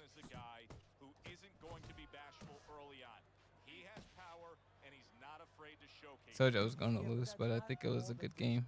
Don't know. Good fight, man. I really enjoyed the Ali fight. You still need a missile to get it there. Alone, all it does is make a hole in the ground.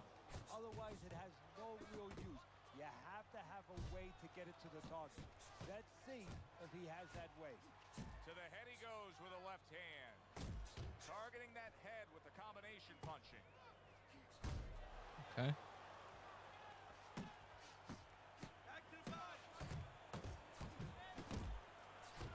Oh, and he returns fire with a left hand.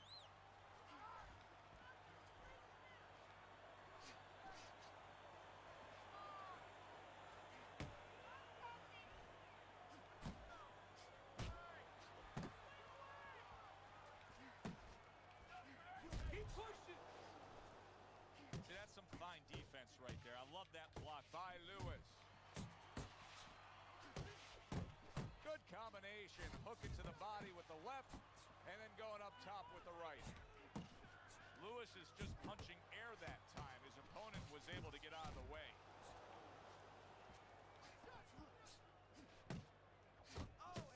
Gets rid of that. It was intended for his head. Fine work with the left hand. He landed well by Lewis. Got to be accurate to send the combination to the body, and he does that. Zoning in with the big He ran out of stamina, so. Oh, this is going to be close.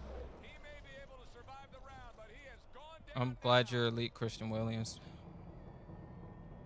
How was your day? What's your plan when your adjustments during the fight don't work? Do you become more defensive or do you take more risk? I continue to try solutions until they work. And if they don't work and I lose, then it's so be it.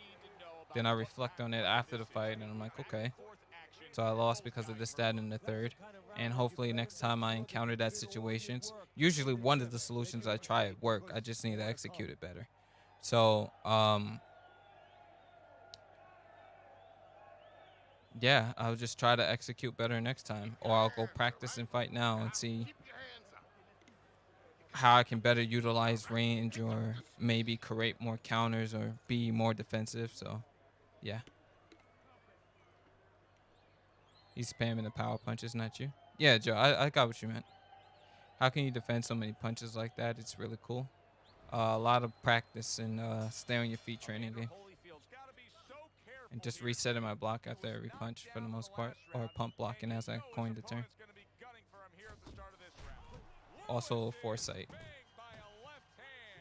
Oh, he's hurt right there. He is hurt. So in this kind of situation, it's kind of like a wounded animal. Yeah, you can go after See, it, but you just a better lot be of able to stay on your feet training strike game. out when you don't expect it. Lewis is landing a combination here. That's what he does when he's at his very best. That's a good block by Lewis. Holyfield's punch is far off the target. Good flush shot by Evander Holyfield. And right from the start, he's throwing the power punches and landing them. I think he has a date and he wants to get to it. And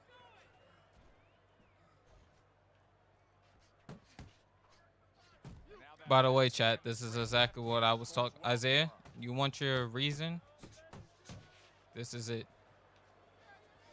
And coming upon the halfway mark of this 3-minute round.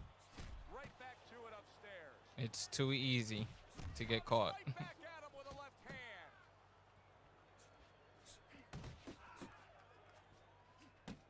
Good job. It was sudden, it was fast, it was direct by Evander Holyfield. Good body shot. The right hand came home. And now another left. That's great stuff. He fires one. Lewis Ooh. is stunned by- Good shot. Another big shot comes in. Remember earlier he was I hope that was not being a spammer or something like that. No, I thought you fought fine. We thought it was a bad Any idea why they stopped letting people use caps? to be a bad Uh, opponent because he got careless here. I'm not too sure, to be honest.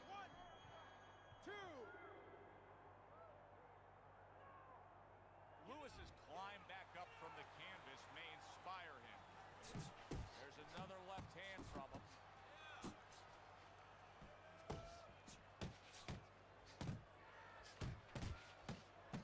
Good fighting, snapping shot by Evander Holyfield.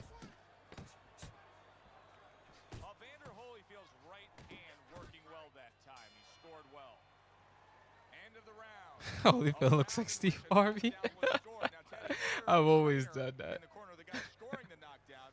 What are some of the things you want to remind him of? You want to remind them how he got there because a lot of times it's the tendency. Finest to just Lewis remember left hook the from a punch that distance put is him real there. dope. He Just dressed him up. backstep and then He throwing set it that while punch walking up. to him and he Don't will jump think about forward just the accurately punch with that it. landed.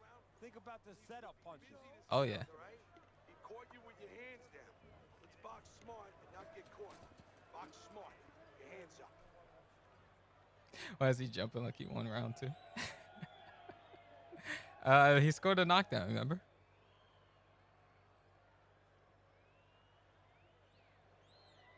This is turning into a phone booth fight. Right now, I'm trying to keep it a phone booth fight because I want him to keep wearing himself out. 60 seconds, that's all you get to gather yourself after being knocked down. Wow, he backs up the combination, landed all four of them.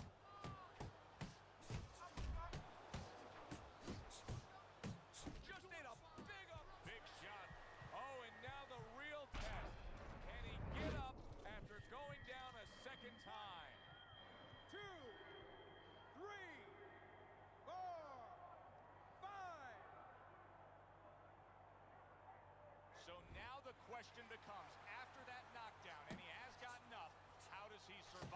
He's not spamming. He's just kind of throwing that many punches. Have good habits, have good fundamentals been put there. You're gonna find out right now. He needs them right now. That is exactly what the corner wanted to see. A good combination punch by Evander Holyfield.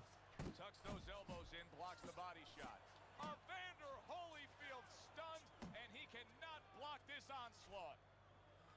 A well-timed right hand by Lewis. Lewis is big shot there. Forget about the Clean judges. KD. This one may be over Thank you, now. Kings. Welcome to the stream. Holyfield's down, and he looks like he's in bad shape. When you fall that way, you usually don't get up. I play on 360 and they spam like crazy. My new advice, by the way, is don't play them. I'll just leave.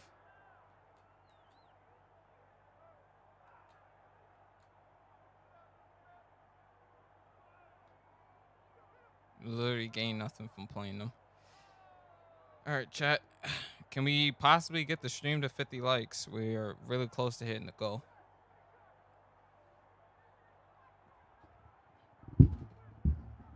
Yeah, unfortunately, he wasn't the best player, and he didn't have the best record in the world. I usually do leave. Yeah, it's not even worth the time.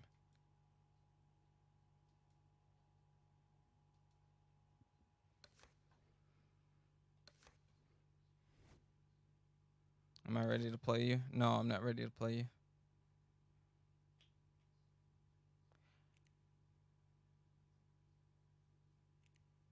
I'm from Sweden. I don't mind. I will play. Someone always dislikes the stream or video. It's whatever.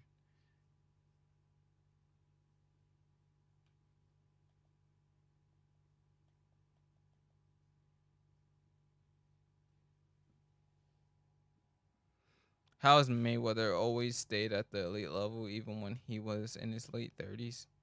Was it, like he said, hard work, dedication, or is he a different breed? Hard work, dedication, and not taking punishment when he does fight, because he fights smart.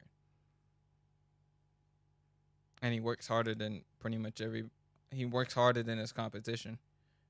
So when you're running at 3 a.m. in the morning, or you're running, and doing many workouts, and then you're sparring well, and then you have good defense, and you're technical, and you don't play towards your ego, and you don't let your ego control what you do in the ring, then you are able to have longevity.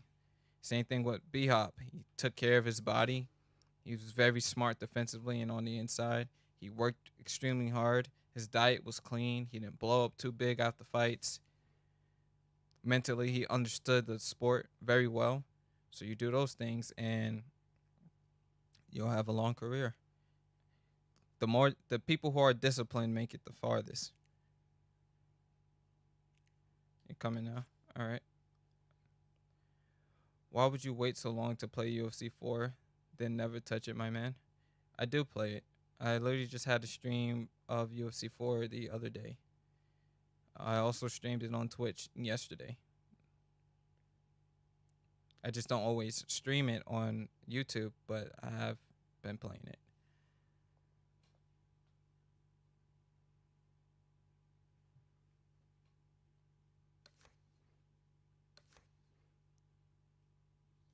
All right, let me know your gamer tag or your PSN. We're not on Xbox. We're one like away from 50, chat. Somebody with a heart.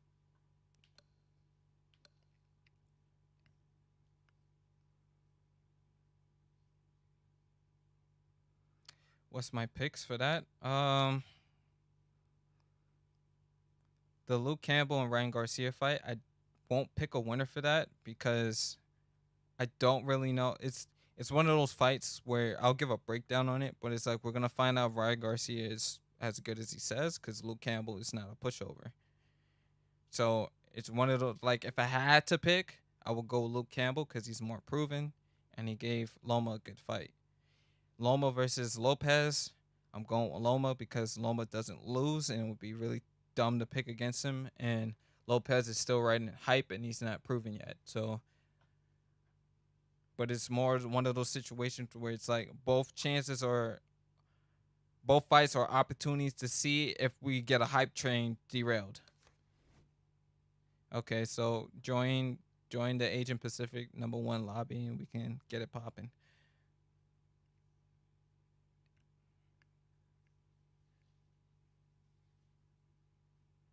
Yeah, he just fought Loma, so and he gave him a good fight. So now we're gonna see if Ryan Garcia is the truth, because Luke has been tested and he's shown that he can fight at an extremely high level. Plus, having a an Olympic background shows that he's always capable of giving anybody a tough fight. But had a hard fight against that Asian guy because he's not tested.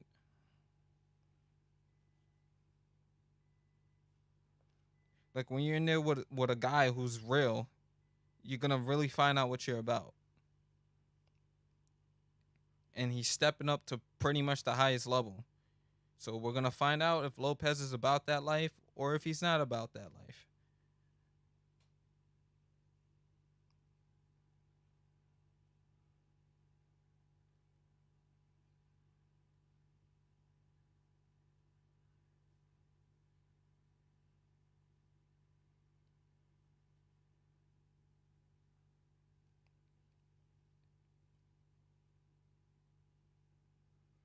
Do I have to do terms of agreement every damn day? It seems like it had to happen to me earlier.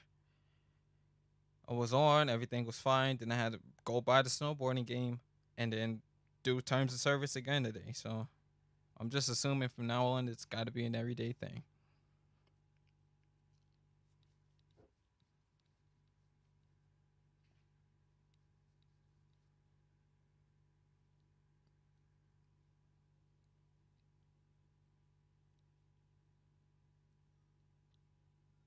I mean, he was a Loma fan, but I feel like Lopez is one of the best chances to beat Loma, especially since Loma's getting older and hasn't had a fight for a while due to COVID. Loma just fought last year, so I think he would be fine. Um, the man, the man literally lost one amateur fight, literally one amateur fight, and lost one fight as a pro, and in a decision that was controversial. So the man is basically walking around undefeated, and he makes top level competition look like children, like they don't belong in there with him. Besides, like the people he's fought at a higher weight class who's given him a tough fight, and he still finished those guys. So I don't think I'm gonna ever pick against Lomachenko unless if he just is fighting somebody way bigger than him, like who he shouldn't be fighting. What's your #1 pound for pound fighter at the moment? It's Terrence Crawford. He lost one amateur fight and came back and beat the guy, and that beat him 2 times. And Loma beat Salido. Yeah, that's what I'm saying. So, who in their right mind is picking against Lomachenko? Like, I feel like if you're picking Lopez, you're buying into a hype train. That's why I said we're gonna really see if the hype trains are gonna get derailed with those 2 fights. Because Ryan Garcia is also you got Crawford over Spence. Yes.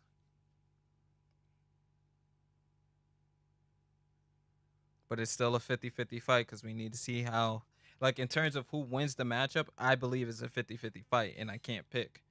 In terms of pound for pound rankings, I like Crawford's skill set better than Spence's. Pound for pound is all about preference anyway. And Crawford didn't dominate at 140 for no reason, so.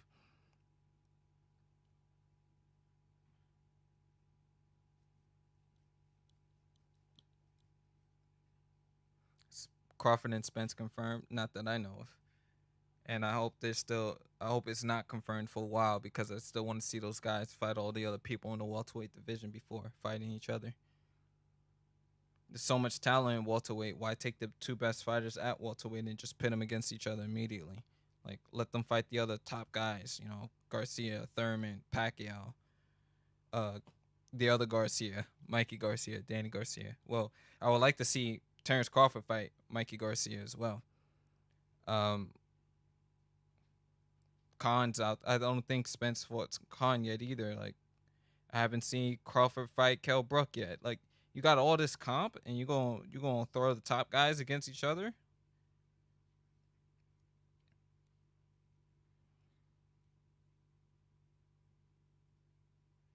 I went back to you read the guy.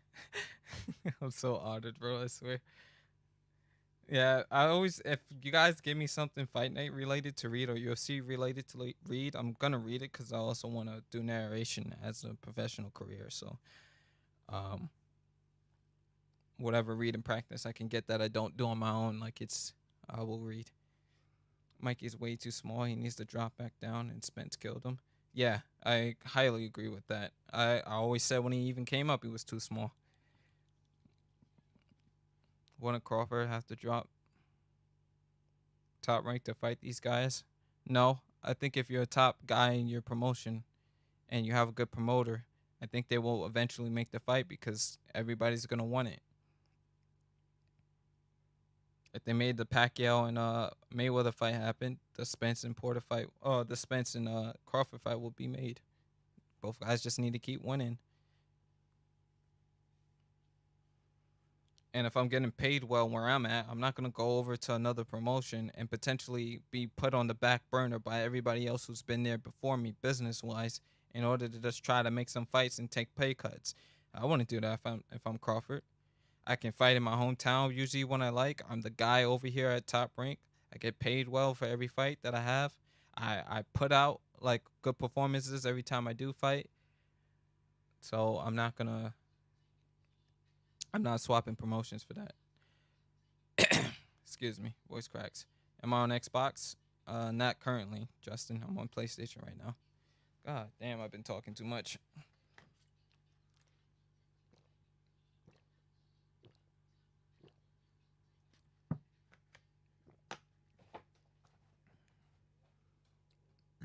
Excuse me.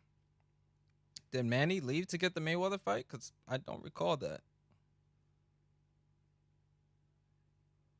Sent your friend request? Yeah, join the lobby because I can't press the PlayStation home button because I'm using a PS4 controller. So you go to Fight Now in the online version. Scroll down the lobbies. Come on over to lounges. Then go to Asian Pacific #1 and then join. Derek Trezor or I forget how to say that guy's name.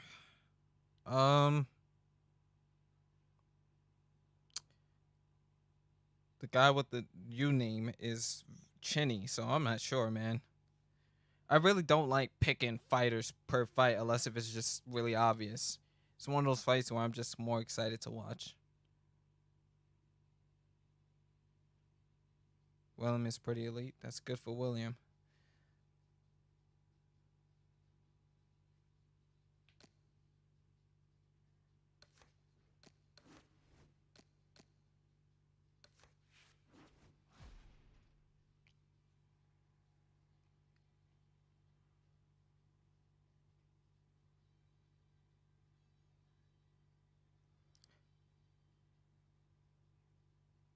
Will Fury dominate the heavyweight division, seeing how elite his technique? Depends if he can get caught. If he's too cocky, so anybody can get caught. It just kind of remains to be seen. And yes, he's changed his life around outside of boxing in terms of how the camera and the public views him. But you never know when those demons come back. So it's just one of those things that just kind of remains to be seen. Not the Mayweather fight, but the Broner and Thurman fight. Yeah, those I remember he changed promotion. But as you can see with the Pacquiao fight, he just kind of, like, him and Top Rank were having issues. So it makes sense for him to switch promoters. And he had, like, a lot of tax problems and all this other stuff. So if it didn't make sense for him business-wise, right? To stay with Top Rank if he's having issues there. So him swapping makes sense. Who do you think is better in their prime, Roberto Duran or Ricardo Lopez? In terms of overall ability, I think Lopez is one of the best, cleanest boxers I've ever seen. So I would say Lopez because they're two different weight classes.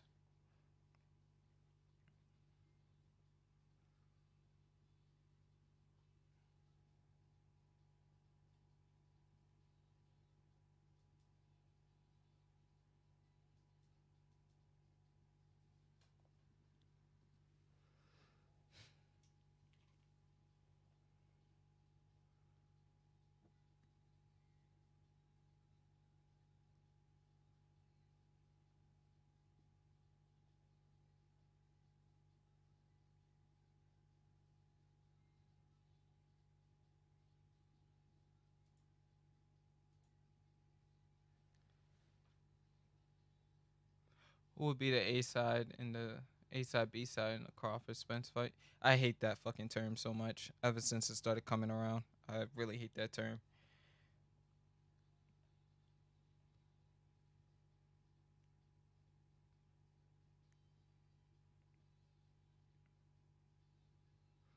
No, they mean A side, B side in terms of promotion. Ever since that came around in the Pacquiao Mayweather fight, or like whoever is the bigger brand is A side, and whoever's the smaller brand is the B side, and has to accept the terms of the A side. It's so fucking dumb. Like the term itself is like, come on, dude. I'll accept the fight this way, I suppose.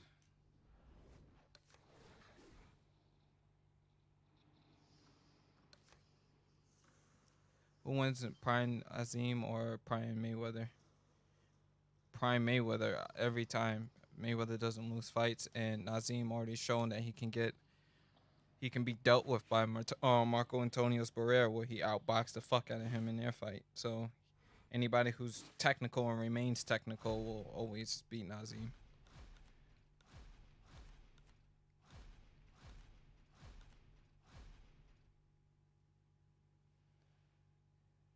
Let me make sure that was the right PSN. All right.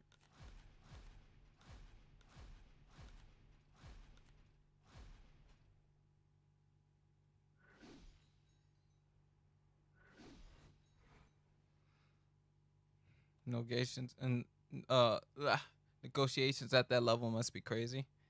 Hell yeah, dude.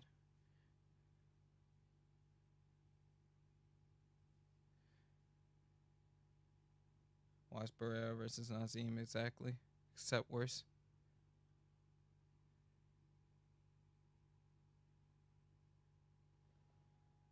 Conor or Justin Gaethje?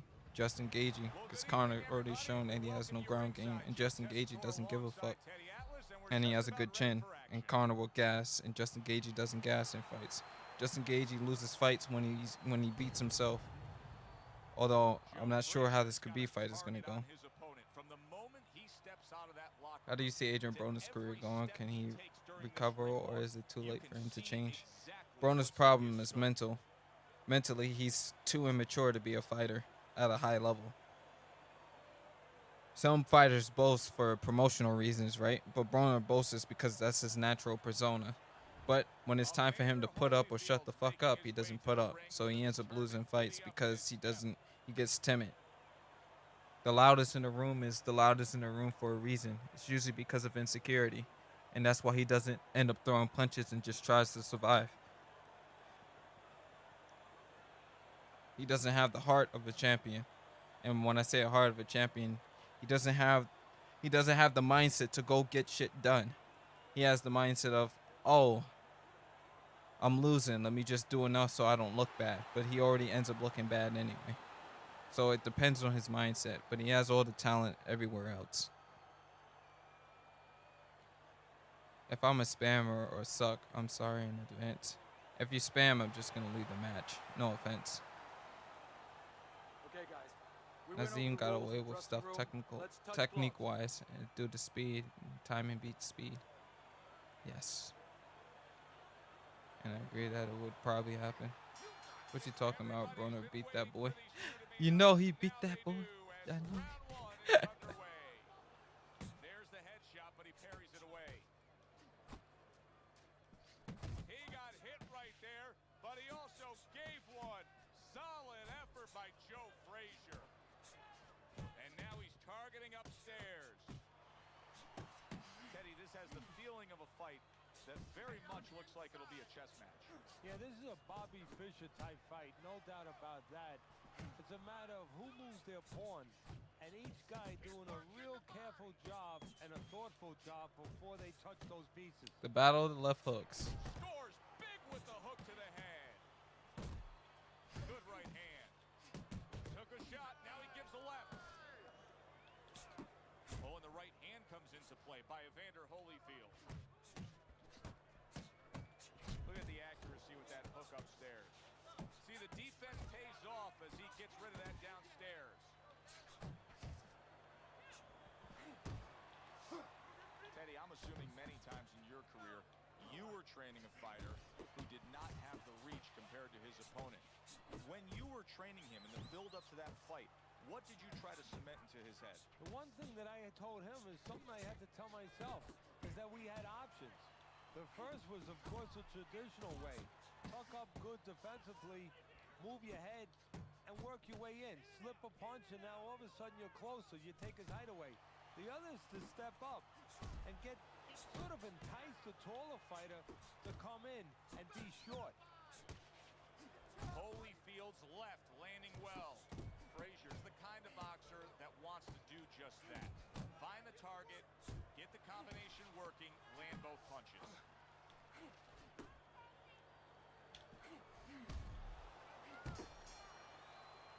And this round comes to an end. Evander Holyfield's commitment to being judicious and effective really worked out well there. The punch stats prove it. Use that jab to get on William the got the inside. DQ. Not elite. But set Like I said, everything up with your jab. good for him. Sometimes you can tell things about people by the way they write in chat. Who do you think has the better jab, Lennox Lewis or Muhammad Ali? All right, all right. Probably You're Ali. dominating this fight. Keep it up. Just keep doing what you're I doing. think that Nazim will overcommit and get caught with a straight right hand. For me, it's like it's not even about the tech. Like he would get boxed up in so many different ways. It doesn't even matter about one aspect.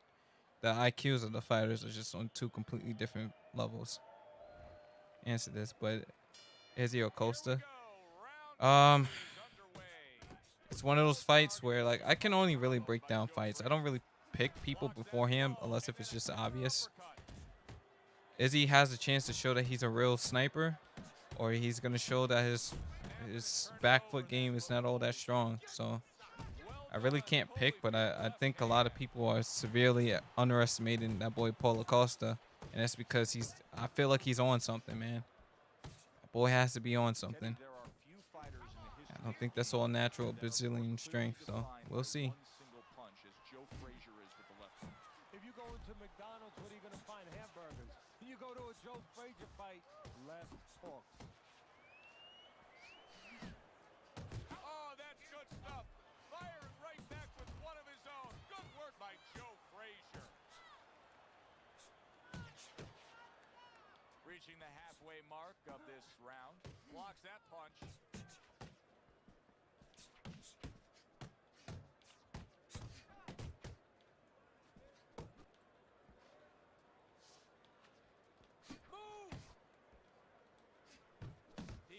To the jab, and then he brought home the bacon with the uppercut. Well done.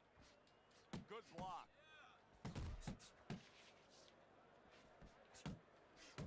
Come on, kid. Bolton.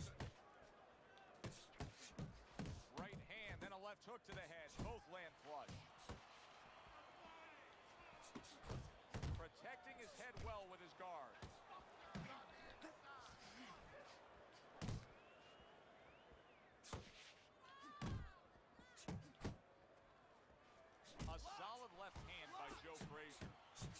Joe Frazier's putting his punches together now. That's a nice combination. And now we got a fight. He fires back a right hand of his own. And we come to the end of round number 2. Connor or Jorge right now? Jorge. You can get ahead, but you gotta keep Connor's not as good as people think. Who wins, Prime Holyfield or Prime Frazier? Holyfield. Not the most accurate uppercut you'll see.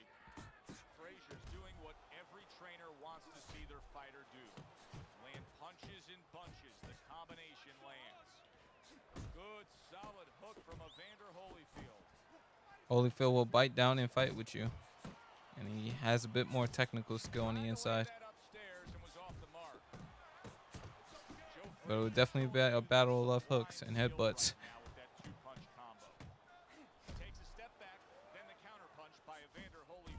Very similar to what you see Floyd Mayweather do. You know, make a miss, pull that shoulder back, and then come right back with the counter.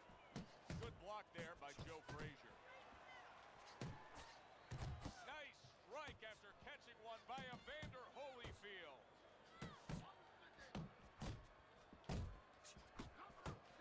Blocks the headshot. Frazier's so dangerous with that accuracy. A two-punch combination landing. If Khabib reaches 30-0 and retires, will you consider him the GOAT of MMA? He's definitely top 3, but nobody's above George. Now, if he fights George for 30, or if he fights George for 30 and beats George, then yeah. Scores with the combo to the head. Solid straight right hand. Keep your head moving. Frazier's knowledge of the game is showing through. 3 ways to defend. One of them is to block. He did it there well. A stabbing right hand by Joe Frazier. Joe Frazier's combination punching is working well here. Last 10 seconds of round number 3. I see what you mean, but at the same time, I think that Frazier will catch Holyfield with some mean hooks because of Holyfield's Philly show. How easy he's able to block those. We're also talking about Prime Holyfield. What he'll take, he'll give back times 3. What do you mean that energy? What do you mean? What makes you say that energy?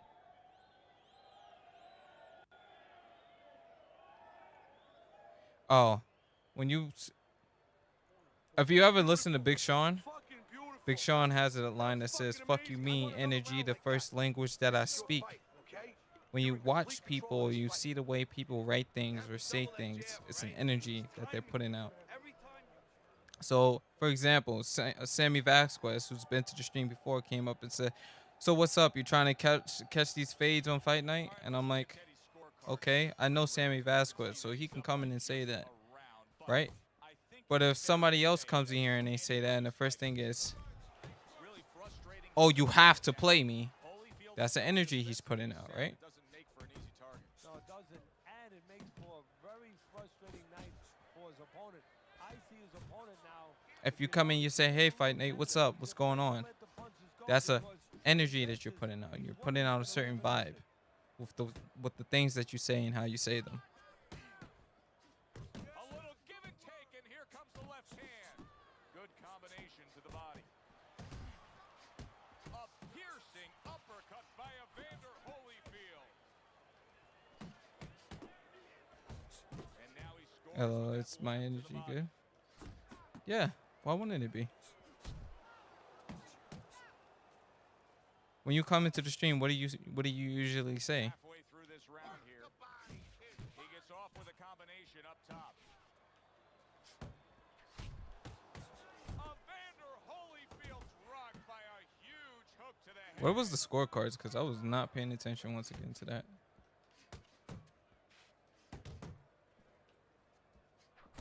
This is what they worked on in training camp. Another good combo by Evander Holyfield.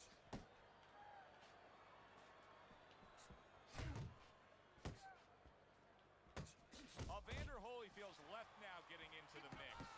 Jabbing a straight by Joe Frazier. Blocks a shot and then lands an uppercut of his own.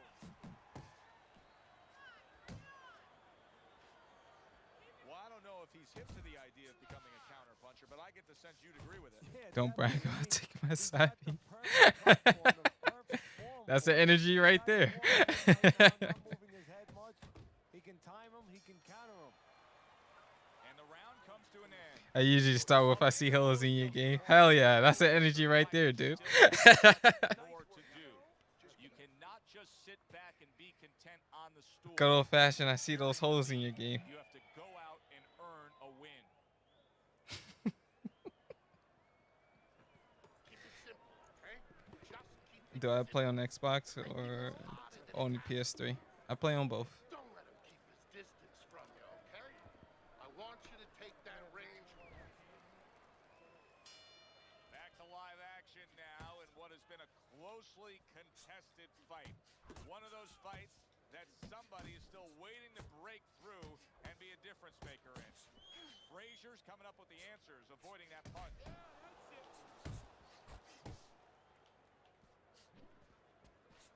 Joe Frazier with a big right hand.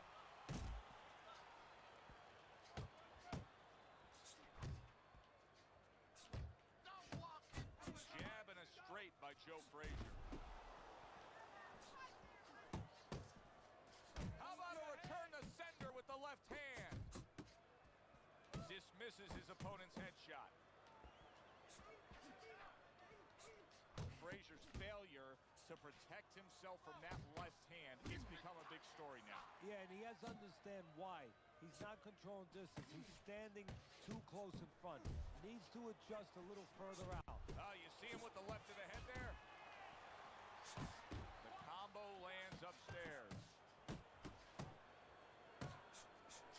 Frazier's on the bad end of a big hook upstairs.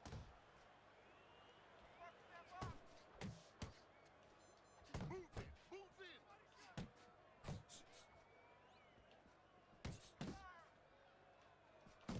Good job on the two-punch combo by Evander Holyfield.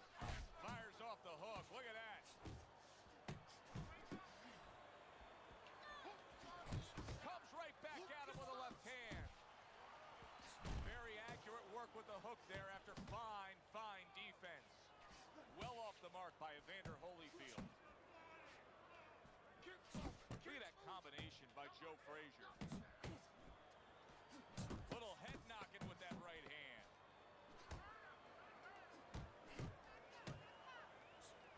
Scores up top with a left. That late uppercut, though. Yeah, that's my little secret weapon. Wherever we go on our fight night tour, we have great fans. Yeah, passionate fans, fans that know. What do you think of Marcos Maidana style of throwing the kitchen sink at you? You think that he beat Mayweather in the first? No, he did not beat Mayweather in the first fight. The scorecards were accurately judged. You know that your opponent is salty when you knock them down. They start smashing their control, and then they remember that they're in party chat. Ooh. Keep scoring points. Just Yikes. The start of the sixth round. Holyfield's done everything that's been asked of him right now. Absolutely everything through the first half of this fight. Can he keep it up? Okay, so I'm probably winning 5 rounds to 1 or 4 rounds to 1. What impact with that uppercut by Joe Frazier. So now we switch the game plan up a bit. Frazier's got to know that things can't continue like this. These middle rounds have not been what he's wanted them to be. He thought he was going to do a heck of a job on the inside, but he's not. And you know, you mentioned something very, very interesting. You said he's got to know. Yeah, he knows that he's got to be on the inside, but maybe he doesn't want to be. You know, it takes discipline. You know, it takes risk. It takes the ability to accept that risk to be inside closer to your guy, because more stuff's going to come back. Maybe he's taking it the safe way, the easy way, even though that means he's going to lose. He doesn't have enough discipline to win. Reaching the halfway point of round number 6.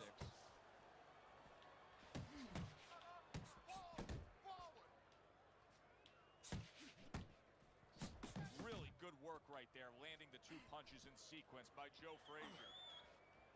Headshot land was a hook.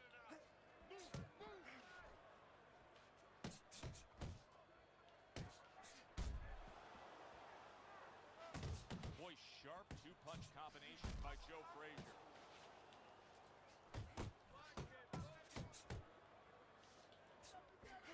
Ooh.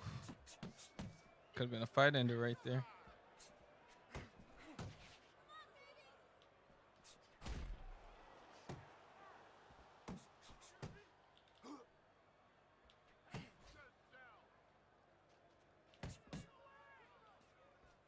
We count down the final moments of this round.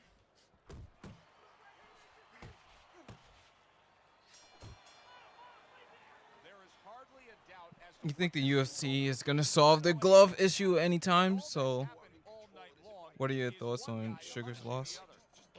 Sugar threw a dumbass, Sugar Sean O'Malley threw a dumbass feint like he was fighting Casper and rolled his ankle. And that was completely his own fault. I'm glad his hype train got derailed because he was just a hype train. And he faced a real one, and he wasn't winning the fight up to that point anyway, so I think he would have lost regardless to whether he got injured or not. And I'm glad his hype train got derailed. In terms of them fixing their glove issue, I think fighters just need to be disciplined and not do what they've been doing with exposed fingertips. Who wins, Prime Cormier or Prime Couture? Probably Prime Cormier. It's been a one-sided fight so I got fat after the main. Well, the fight. Yeah, well, them pockets got fat too. The uppercut up top. He has his target. Let He the man lands a enjoy his straight right. retirement. Bang the body. Uppercut. Come on. Good way to protect the midsection. I love to see him just in shape, you know. Joe But Frazier's in the if sight he doesn't right want to now. fight That's again, I not completely paying off understand. for him. He has been busy. Yes, he's committed to trying to be on the attack, but not enough of these punches are landing. No, I would not call this guy in, from what I've seen, to paint my house. Because, I mean, this guy looks like he paints graffiti boards. I mean, he's just throwing stuff in there, like you said, and it's just, it's not making a picture you want to see. It's not accurate. It's not effective. Wow, what an uppercut. Good clean shot, returning fire. Well done by Evander Holyfield.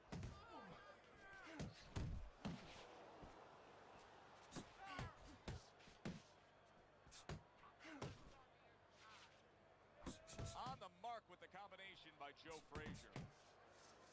You can see he's trying to score up top, but off the mark there.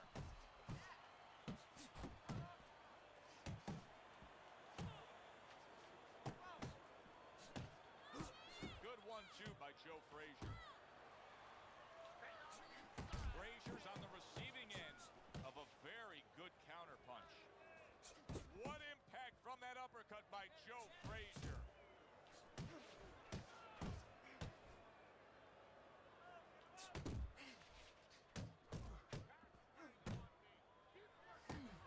Frazier lands a big uppercut. He got all into that one. That was a solid uppercut.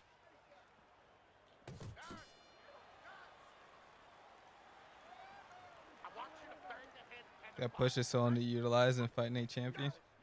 Yeah, a lot of guys just use it for offense, but it's really a defensive tool. Give yourself room. You're looking good. Looking good. So what, EA not making a new fight now? I'm getting tired of the UFC games. Got nothing left. No clue, dude. We've seen this before, Teddy. Start around number All 8. right, Look at so your we're going to scorecard. One defense fighter in mode now. control. If he does what he should be able to do, he'll just Oops. coast home for the victory. And if he doesn't, he could repeat history in a bad way. Billy Conn, Joe Louis, their first fight. Billy Conn way ahead in that fight. He couldn't lose the fight, except to get cocky, get careless, and let Joe Louis knock him out in the 13th round. Super two-punch combo by Evander Holyfield. Evander Holyfield's doing good damage with the combination punching. Well, right there's a good example of the benefit of combination punching. You miss the first or the second, the Oof. third and the fourth, they land. Huge left hand from Smokin' Joe. Got to try to do better than that. He missed with that hook. Oof. All right, let me tighten up my defense. Holy shit. The halfway point of round number 8. That's a forceful two-punch combo by Evander Holyfield.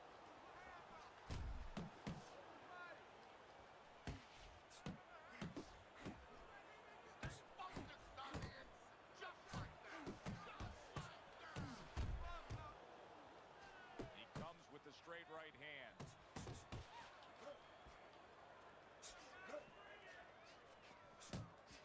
Evander Holyfield's doing well here with that two-punch combination. Not hitting his mark there going upstairs. Frazier's able to land a nice clean left hand.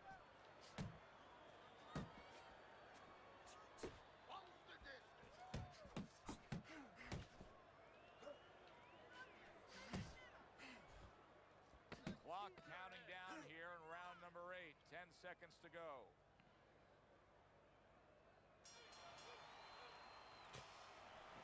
Just keep working, and this is your fight. Don't Damn, get that's lazy harsh out about there, Sugar all right? Sean. Don't get lazy. You're winning this fight. Hey man, I call it like I see it. Listen, he's It'd be done. cool He to is see done. I want you to pushing double you up used that jab and offensively. finish him off with the hook. Okay? Like pushing your opponent to the ropes and trapping them with it. Could take too many damaging shots, but spammers do it all the time. They understand how to do it well. What changes will you make and why? There will be no fighters will not have stats. There will be an actual defensive system in the game that is that allow the player to defend themselves. Also, offensive speed would be readable, so there would be actual frame data where you can read what combination is coming at you, and a defensive system that can match. There would be a lobby system where others can spectate the game, and you can play it with your friends and view the match as it's happening, maybe with a slight delay.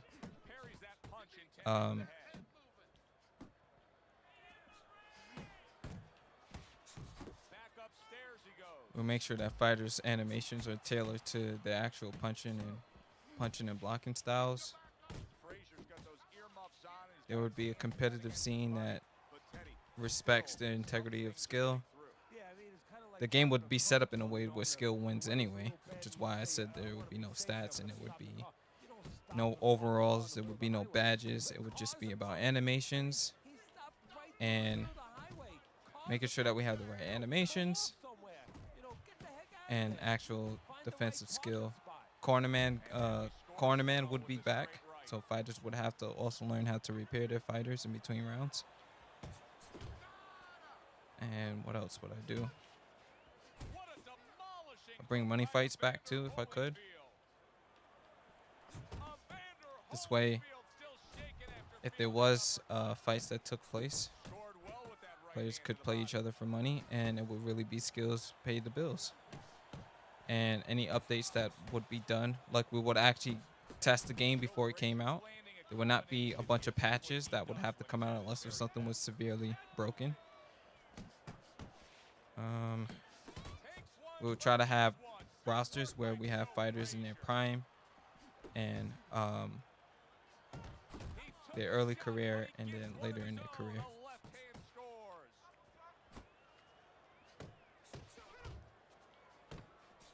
I would also take the story mode out of the game, so there would be no creative fighters. Legacy mode wouldn't just be a bunch of stupid training games that don't actually teach you anything. Legacy mode would be kind of like entwined with actually teaching players how to box.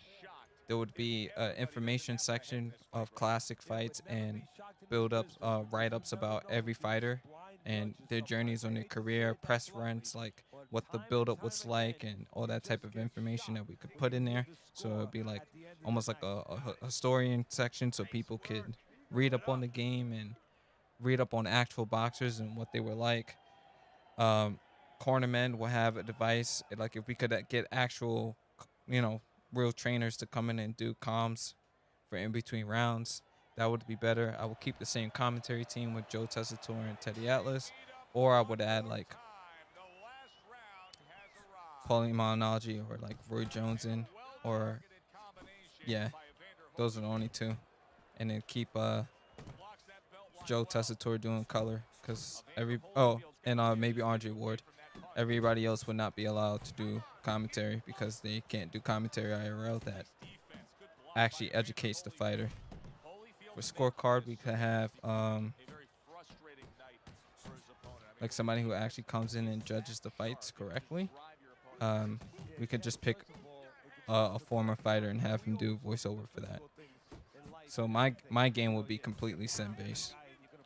It would not be for the casual. And it would actually teach players how to play. We will have an in-depth tutorial section. And Legacy mode would reflect training players to actually play well. I would also make it that a lot of LAN community, like LAN events, would be done around the country. So there's a local scene for everything, like in fighting games. And that game will be so good. It'll have an actual practice mode that allows you to defend against certain combos and stuff like they have in, fighting games. And range would be a thing. Jab would have stopping power, and by stopping power, I mean like how you move around the ring would be. You would have to respect it instead of this. So yeah, that would be all the changes I would make.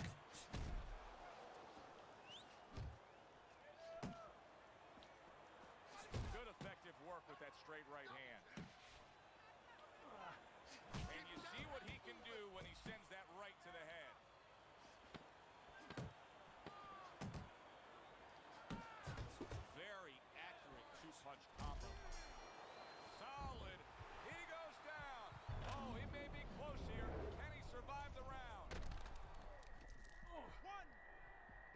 Yeah, and it was ridiculous. You're awesome, bro. Really enjoyed this.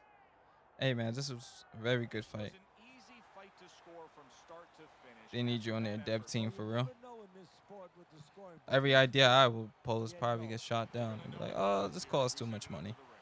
the ring. Or, but what about DLC content? What about downloadable content for what are we doing for DLC? Not that I'm against DLC, but Yeah, it is. That doesn't mean I'm going to hang out with these guys or go to dinner with them afterwards. But right now, I'm going to say, job well done, guys. if anything, you want to make DLC in a fighting game, it should be uh gloves, trunks, shoes. Make those things DLC.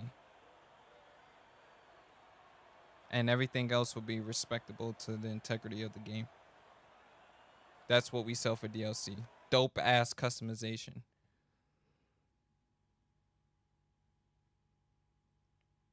Yeah, because there's always that guy with the high pitched voice who's shutting your ideas down.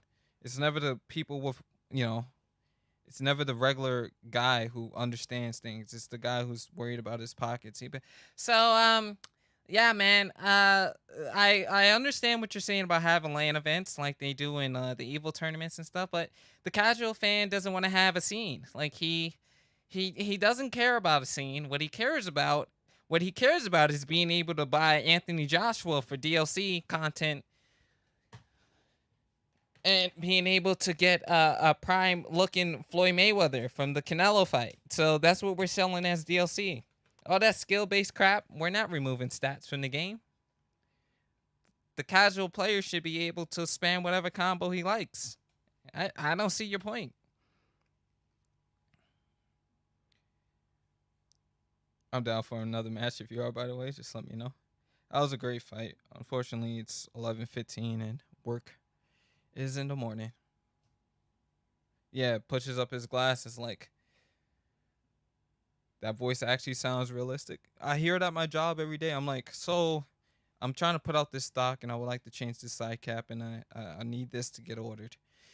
Well, you see, we can't put out that merchandise right now, Mr. Drayton, because well, we got stuff on back order and with the COVID going on, we can't get any merchandise in. So just spread the love to the section, just make the gaps look filled, and you know, just do the best you can. You're doing an awesome job in here. We really like what you're doing, but yeah, just keep it up. And when the suits come in from corporate, yeah, what about how about we change this table out? Because you see what the customer wants is he wants to be able to see the store. He needs to see the items clearly in the section. So we want this moved out. We don't care if this is what's selling. We need to push this product. We need to have this graphic up here. But you guys are doing an awesome job.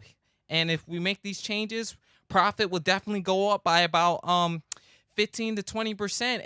And people who see things in the traffic they will definitely start buying stuff. And I'm just looking at this like, you don't work a fucking day in this store. You have not worked a single day in this store, and you're telling us what's gonna sell because of some fucking statistic and not actually talking to a customer to know what they want. So